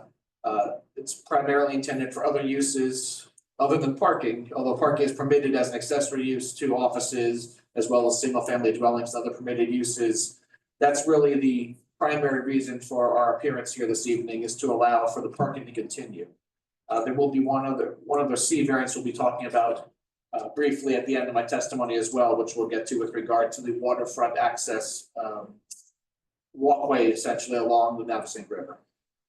But with regard to D1 variance, I feel like I can just cut right to the chase of the positive and negative criteria because I think it's relatively straightforward. The applicant is requesting the D1 use variance that needs to demonstrate the positive criteria that the site's particularly suitable or that it's an inherently beneficial use. In this case, it's actually supplementing or aiding an inherently beneficial use located a short distance away. A hospital is considered inherently beneficial under the law. That is, by its very nature, it promotes the public welfare. So we are essentially allowing for employees to continue to park for the hospital on this property. In addition, in terms of the site's suitability, A13 shows it pretty well. It's a parking lot within essentially the confines of where the asphalt is today. We are modifying it somewhat. You can hear more from the engineer, but the site will be brought up to current standards with regard to aisle widths. Getting rid of, there's some center parking spaces currently between the two aisles that will be removed. So it'll just be a standard two-way access aisle with parking on both sides. ADA access will be provided. We'll work to upgrade the lighting and address any other concerns with regard to those engineering issues. Again, despite the fact it's in the WD waterfront development zone, the property really doesn't have waterfront access. There's no way to provide for a use that really is what you'd find elsewhere in this zone district, where it's, large waterfront properties that benefit from the views, benefit from access to the waterfront. The other issue with regard to the lot, as I mentioned, is a substantial grade change. So we do have a parking lot that is at grade with East Front Street that as you drop off behind there, there's essentially no use of the property because of the significant elevation change and the topography. We're proposing to continue to use the flat previously developed portion for parking. So I do believe that those reasons with regard to suitability would be adequate to provide the positive criteria for the use variance. That again, it's continuing a long-standing use of the property that supports an anchor of downtown Red Bank. I think for those reasons, purposes A of the land use law would be furthered, the public health, safety, and general welfare. It's allowing the existing parking to remain and to be utilized to support a hospital which needs this parking, as well as providing sufficient space at appropriate locations for various uses, purpose G of the municipal land use law. The borough's master plan, in fact, talks about keeping the hospital expansion on the north side of East Front Street. There's specific language regarding this. And we're essentially doing just that. We're keeping parking north of the street, within walking distance, so employees don't need to cross the street. You have a very busy intersection or crosswalk just to the west of the site. We're gonna be able to have parking provided on the north side of the street to make it safer for pedestrians to continue to walk back and forth as opposed to crossing the street. Lastly, with regard to the positive criteria, I could go into great detail on the inherently beneficial use, but essentially it's a four-part test. I won't bore you with all the different steps. Your attorney can sure fill you in more on it, but essentially we need to talk about how the public interest will be furthered for inherently beneficial uses by allowing this use. And here it's again supporting a longstanding hospital use, which has a need for parking. We're doing it in the same locations. We're not further encroaching into residential neighborhoods or any other locations within the borough. And frankly, I think just the fact that we're upgrading a lot, reducing coverage, speaks to the fact that it would be supportive of the inherently beneficial hospital use. I think for those reasons, the positive criteria would be addressed. Just briefly, in the negative criteria, I've already alluded to some of it. The fact that the use would not really be changing from what was there previously. If anything, we're gonna be upgrading, so lighting and other factors will be dealt with. And there'd be no substantial detriments from continuing to utilize the property as it has been for some number of years, despite the building not being on the property. Lastly, if to demonstrate there's no substantial detriment to the master plan or public good, a couple of quick things. The zoning ordinance actually allows for off-site parking. There's a section that says within 500 feet of a principal use, you can have off-site parking. We're not saying we don't need a use variance, but there's precedent that if you have a building that has off-site parking, it is permitted under the zoning ordinance. So it's anticipated sometimes that's the case. Here, as I mentioned before with the master plan, the 2023 master plan recognized that the hospital is important and wants to make sure it can stay in place, but also accommodate its existing facilities as well as any growth. And that constraining uses to the north side of East Front Street is important. So we're doing just that. So I think we're certainly consistent with the master plan objective to try to support the hospital and to maintain it in the location where it is today. I got a question. Will there be a gate to access to that parking, or how are you gonna control who parks there? Question. I think that's a question that'll be answered by our engineer. So when we call him up. Okay. Make sure that that's. And just briefly, there's one other variance or waiver we're seeking from section 490-148F2, where it talks about in the waterfront development district that all applications for properties abutting or contiguous to the river need to provide for a 25-foot minimum width walkway. We're respectfully requesting a variance or waiver from that standard because the site doesn't really have much in the way of access to the water. There's a 21-foot, it's hard to see out here, I know, but there's a very small area where you're kind of at a cove in the river, if you will. To the east of that, it's single-family residential. To the west, you're essentially at another hospital property than the building itself. In fact, if you stood there and look up, we do have photos we can get into if we needed to, that show that you're looking right up at patient rooms at the hospital. It's nothing that's being connected by providing for a strip of waterfront walkway on a 21-foot wide site that's not connected to other walkways. So unfortunately, while it's a nice objective for most of the waterfront development zone, maybe further west, in this district, it doesn't really make sense on this particular property. And it would be a hardship to provide for it. In fact, to have to put in ADA access to get down 37 feet from the street to that walkway, that would be really a walkway to nowhere. So we are requesting a C1 hardship variance from that one particular standard. Okay. Any questions for this witness? Quick question that maybe is more for the engineer, but I'm gonna throw it out there so he can gather it together. Since it's not available to walking down the hill, will you have a fence of some sort to control people from walking down and trying to launch a kayak in that 20 feet? And I don't know if you can do anything about people who can access, because people who are on the water don't know that they can't access the parking lot, or they think they can access the parking lot. Have you thought about that? That's all. The first. And maybe a bench or two, just a question. Again, the only point I would have is if you look at the lot, and we have some photos that we can show that help illustrate this, it's kind of a undeveloped wild area there. Yeah. that you Yeah. basically can't even, you have a hard time hacking your way up the hill to get there. You haven't seen our creative kayakers. Fair enough. Yes, I'll defer to the engineer for this, but anything else. we can do. We're gonna mark that. Well, A14 is an illustrated picture of the water area of the site. This is looking west from the northernmost portion of the property. All right, and just for the record, do you know who took that photograph? I can represent a partner of my firm, Brian Nelson, went out and took this photo. Thank you. On Google Lot facing the hospital and the wetlands. And roughly when? A month ago? Approximately, yes. Thank you. Just before the last scheduled meeting. Correct, the direction, it's looking more to the north, kind of hard to point it. From the end of the property looking towards the hospital building itself, so you can see how it's farther out into the river, towards the river. Those are patient rooms that you can see at the end there. There's a parking lot below that. And if you turn and look completely to the right, you would see docks and backyards of single-family residential properties in the other direction. There certainly is no waterfront path in this vicinity. And our engineer can further. Any other questions for this witness? Any questions from the public? No, don't see any, so. Okay. With that, I'd like to introduce our professional engineer. Right, if you could just give your name and business address, please? Yes, so my name is William Jensen. Jensen. Business address is 2150 Route 35, Suite 250, and New Jersey. All right, if you could raise your right hand, do you swear that the information and testimony you're about to provide will be the truth, to the best of your knowledge, to help you God?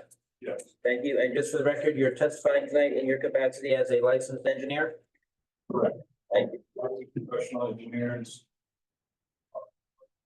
First time in front of the board, I've never been in front of the board, I've testified for various boards through New Jersey, mostly Monmouth and Ocean County. I'm a licensed professional engineer in the state of New Jersey. I started my own company in 2015. I graduated from Clemson University in 1997. Practicing mainly in civil site design and traffic and transportation projects. I was earlier in my career. One subject. Thank you. I'd just like to quickly describe, I'll show the. So on the aerial, I'll just talk about the existing site and go into the design. I don't know if anyone has our plans in front of us, but we also have sheet number 5, which is the landscape plan. I could flip over and show you once I get talking about the actual design of the project. But as shown on the existing aerial, existing buildings down, the property's been properly vegetated and slope stabilized requirement. Once the building was down, the existing parking facilities still exists. The asphalt currently in the parking area, there's a cross slope across all the parking stalls that goes 3 to 4%. We're proposing, we're gonna do an improvement there to propose it to be around 0.5% to be ADA compliant for the whole proposed parking area. So that was one reason for the improvement. As part of the project as well, and as recommended by the professionals, we're providing a stormwater management system underground to minimize, to collect all the runoff from the roadway, and also providing sump inlets to help with the debris and collect the trash before it goes into the recharge system under the pavement. Show sheet 5 of 6 spin around to our landscape plan. Thank you. There's also a request for up in the western portion of the property. There's a commercial property, and then halfway up into the parking lot, when you go to park, there's a residential property that's there. So we're proposing the landscape buffer in that area with approximately 20 evergreen, green giant trees to landscape and buffer that residential property. There's also existing vegetation along that property line with fencing. Coming back to your question, there is an existing fencing on the bottom that goes across the entire property. It looked like it was collapsing in the other picture. It is deteriorating, but that's the existing fencing that exists. We haven't proposed any, but something that the board is. Right, that's certainly something the applicant would. To propose. And along that eastern side, isn't there a bunch of bamboo that's up along there also? There's a bunch of different types of, I think it might be in the photo, but there's a bunch of different, on the western property, like you're talking about. No, on the eastern side. Yes, it goes along, there's an existing fencing there as well. Yeah. There's some.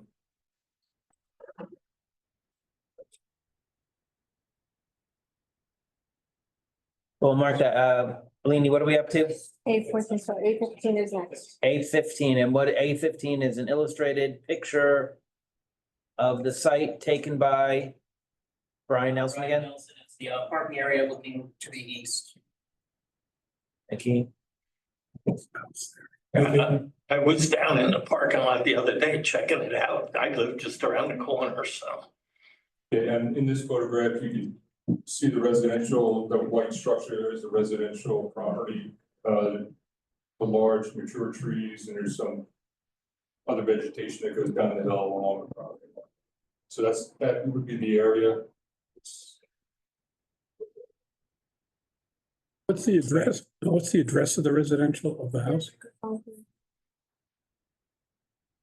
Microphone. What's the address of the residential property shown in the photograph? The driveway. Shows the driveway.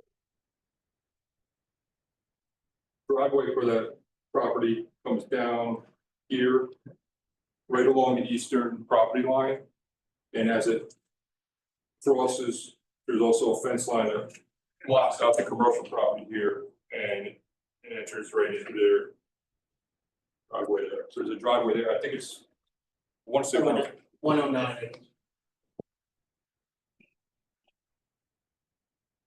There's also two existing light fixtures on the west and east portion of the center of the existing parking facility that we're continue to use. Board professionals requested lighting study, which we're in the process of preparing.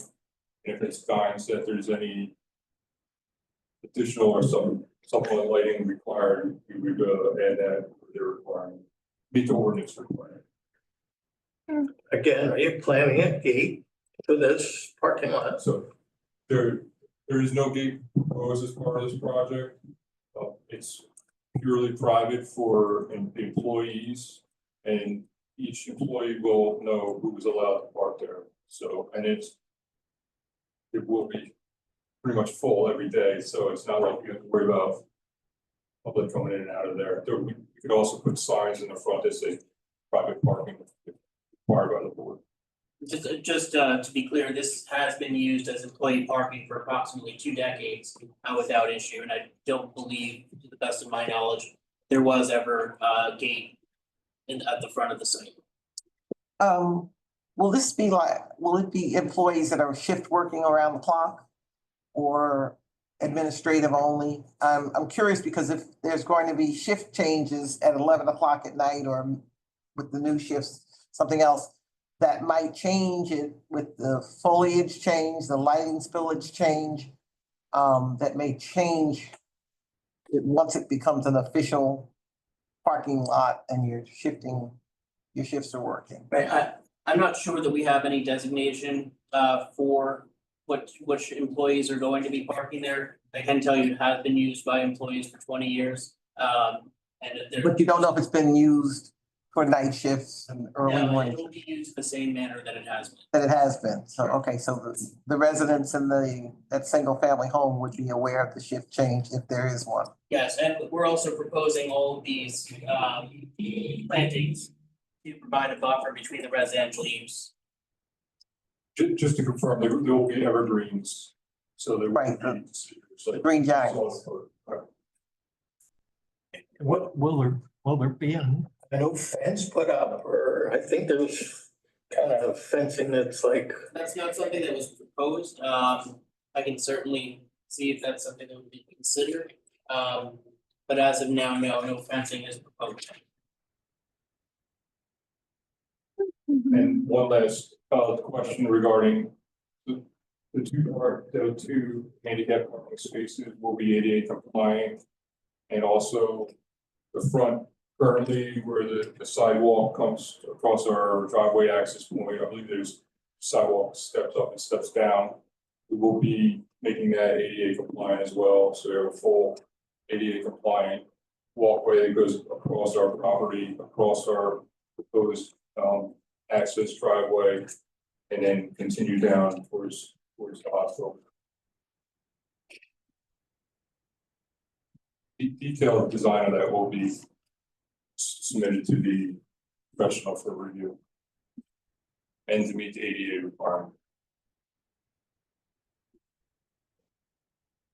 Lastly, all outside agency approvals are pending for submission to come back with approvals, and they will be provided at the professional ones. any questions from the board? The light fixtures, Yes. the light poles, where exactly? It's gonna be where the existing ones are?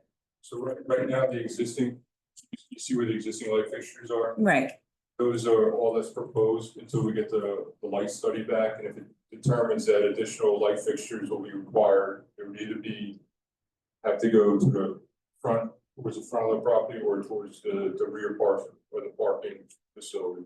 Any new light fixtures would have the house shields and the LED to meet the requirements of the ordinance, town ordinance. The applicant will request that be a condition of approval, that we can either demonstrate compliance with the ordinance, with the working closely with TNM, the borough engineers, or to provide a lighting plan if we cannot demonstrate that it will satisfy the ordinance.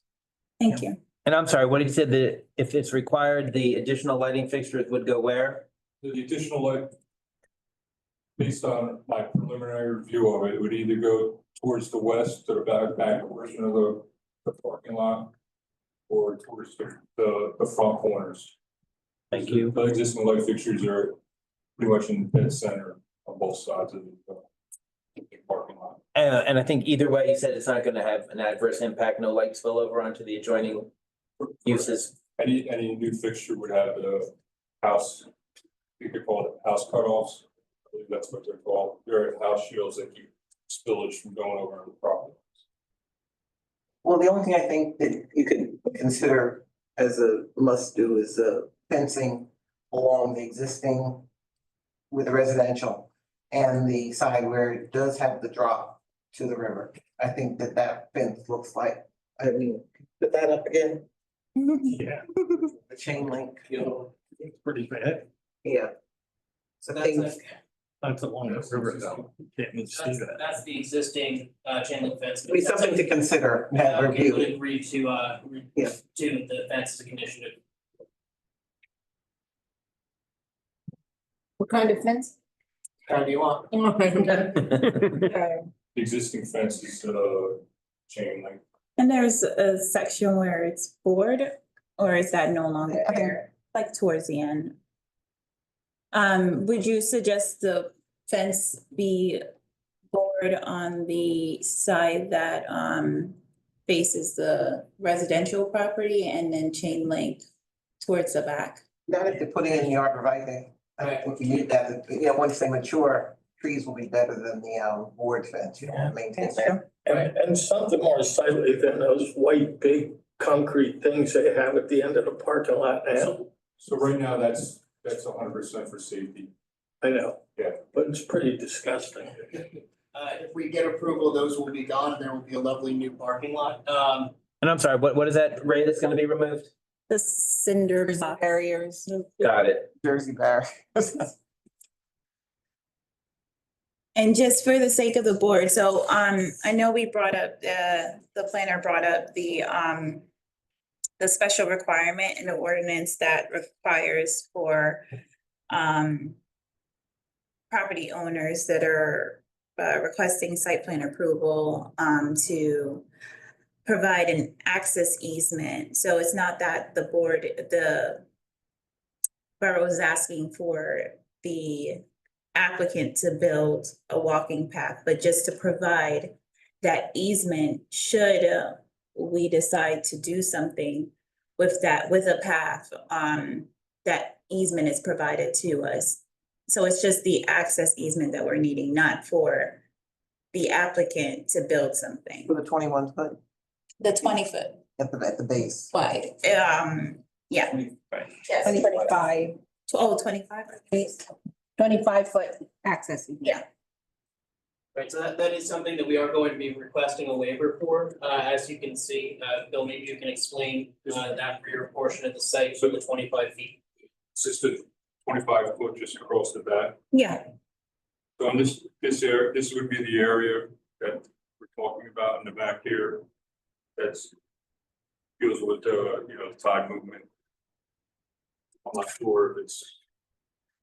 A lot of other areas, Also deal. with also tide have the tide movement along the riverfront, so it's not an issue. It's basically based on the borough's design for whatever is to come in that public easement.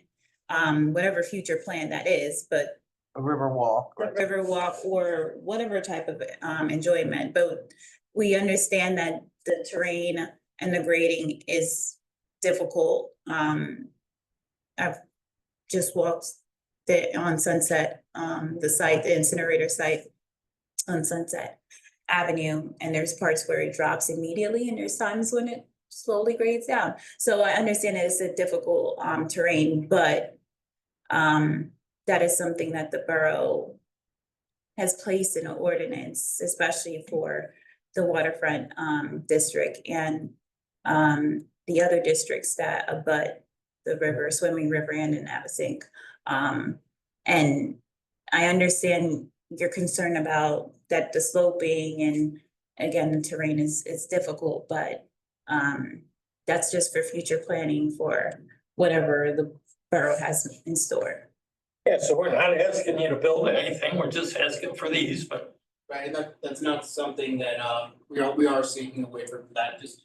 Well, you better go back, that's probably not negotiable. I believe our property is, this property is the residential property that's out of the waterfront, so ours would be the last property. Then you have the hospital, and I'm not sure what the vacant. Yeah, that's It's all the hospital. So we're really talking about one piece of property in the waterfront development. Then we're talking about hospital uses to this side. The chemotherapy unit is right here, and they're building out more chemotherapy. And if you can actually look at this photo, you can see people in the chemotherapy ward. So we do have an interest in preserving the privacy of our patients. And that's something another reason why we would not, we were looking for that waiver or variance for the 25-foot wide waterfall. Yeah, Shauna, you know what, That's part of our master plan, isn't it? It's a part of the ordinance itself. yeah. So we just deny the waiver on that, that's all. Shauna, as I understand, and I could be completely wrong, but I just, from years and years ago, I seem to recall that in the master plan, there's some type of reference to Yeah, Riverwalk, but it, Riverwalk, yeah, with the idea that it somehow connect at the time, if it's ever, I mean, this is from decades ago, Oyster Point all the way to the park.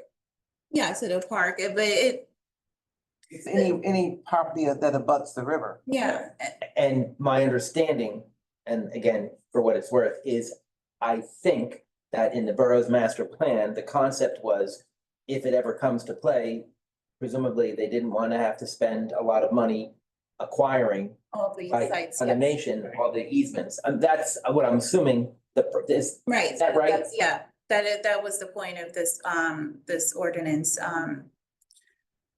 And again, the borough can decide not to extend it all the way out, but just to have the ability to have that easement, is just the choice.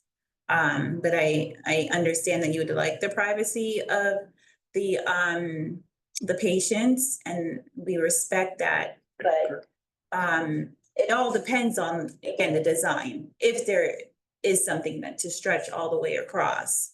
But it's just a design, and the whole purpose of it is for enjoyment of the public to the river.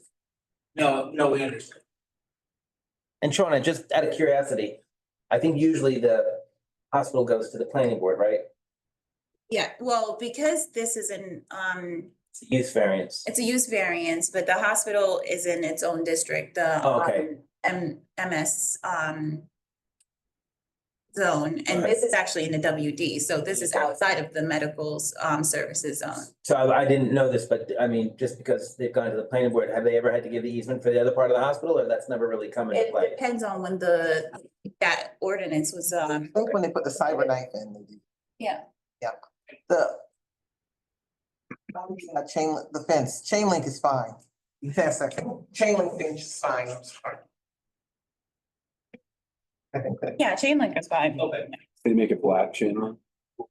Black chain, I mean, quite frankly, you won't see it from the road because but if you want black chain. I see this picture again. You will have to walk many feet down, to actually see this, so the grade is quite great. What is the grade from front to back? I think the 37 feet from front to back. Right now, the parking facility drops off. Speak it closer to the mic, please, thanks. Sorry about that. Just from where we're proposing in our parking stall down to where the fence is.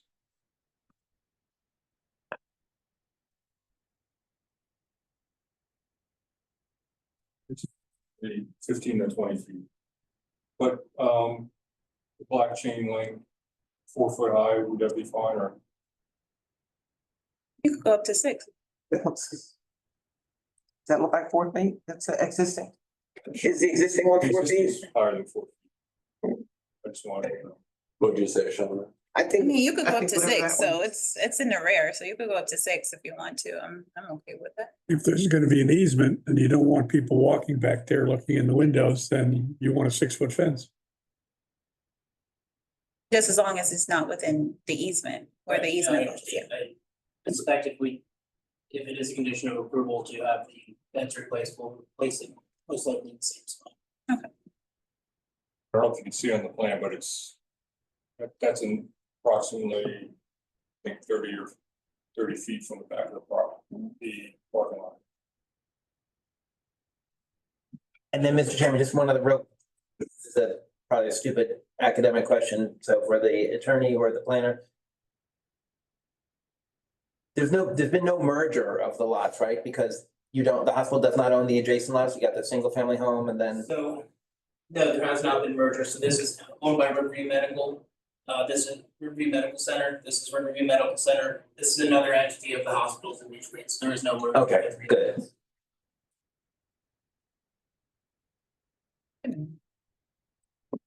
So condition on approving this include getting rid of the waiver they're asking for? You won't grant it. You won't grant that variance because it's actually not a waiver, it's an actual variance. Okay. So So we can grant that variance. if the board chooses not to.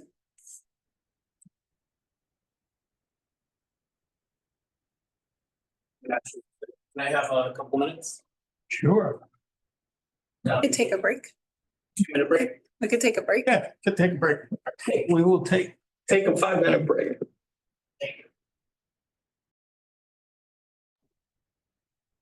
In light of the comments from the board, we'd like to request that this application be carried so we have time to discuss with the property owner. Okay, I don't have a problem with that. How much time do you need?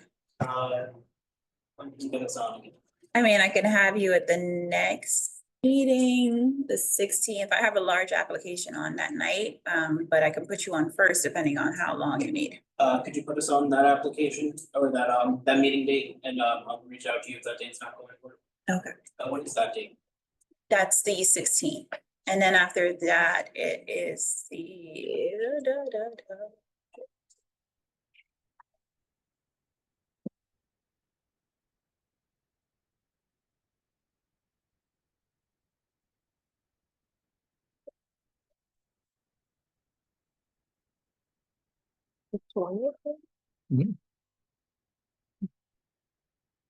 It's February 20th. So we're gonna adjourn this to January 16th? Or the 20th, February 20th. Actually, before we adjourn, so do you have any other questions for our professionals? Is it, if it's a matter of me just coming back and being able to agree to not request a variance, is there any other questions that are for our professionals on either the use variance or the, I guess that's really it.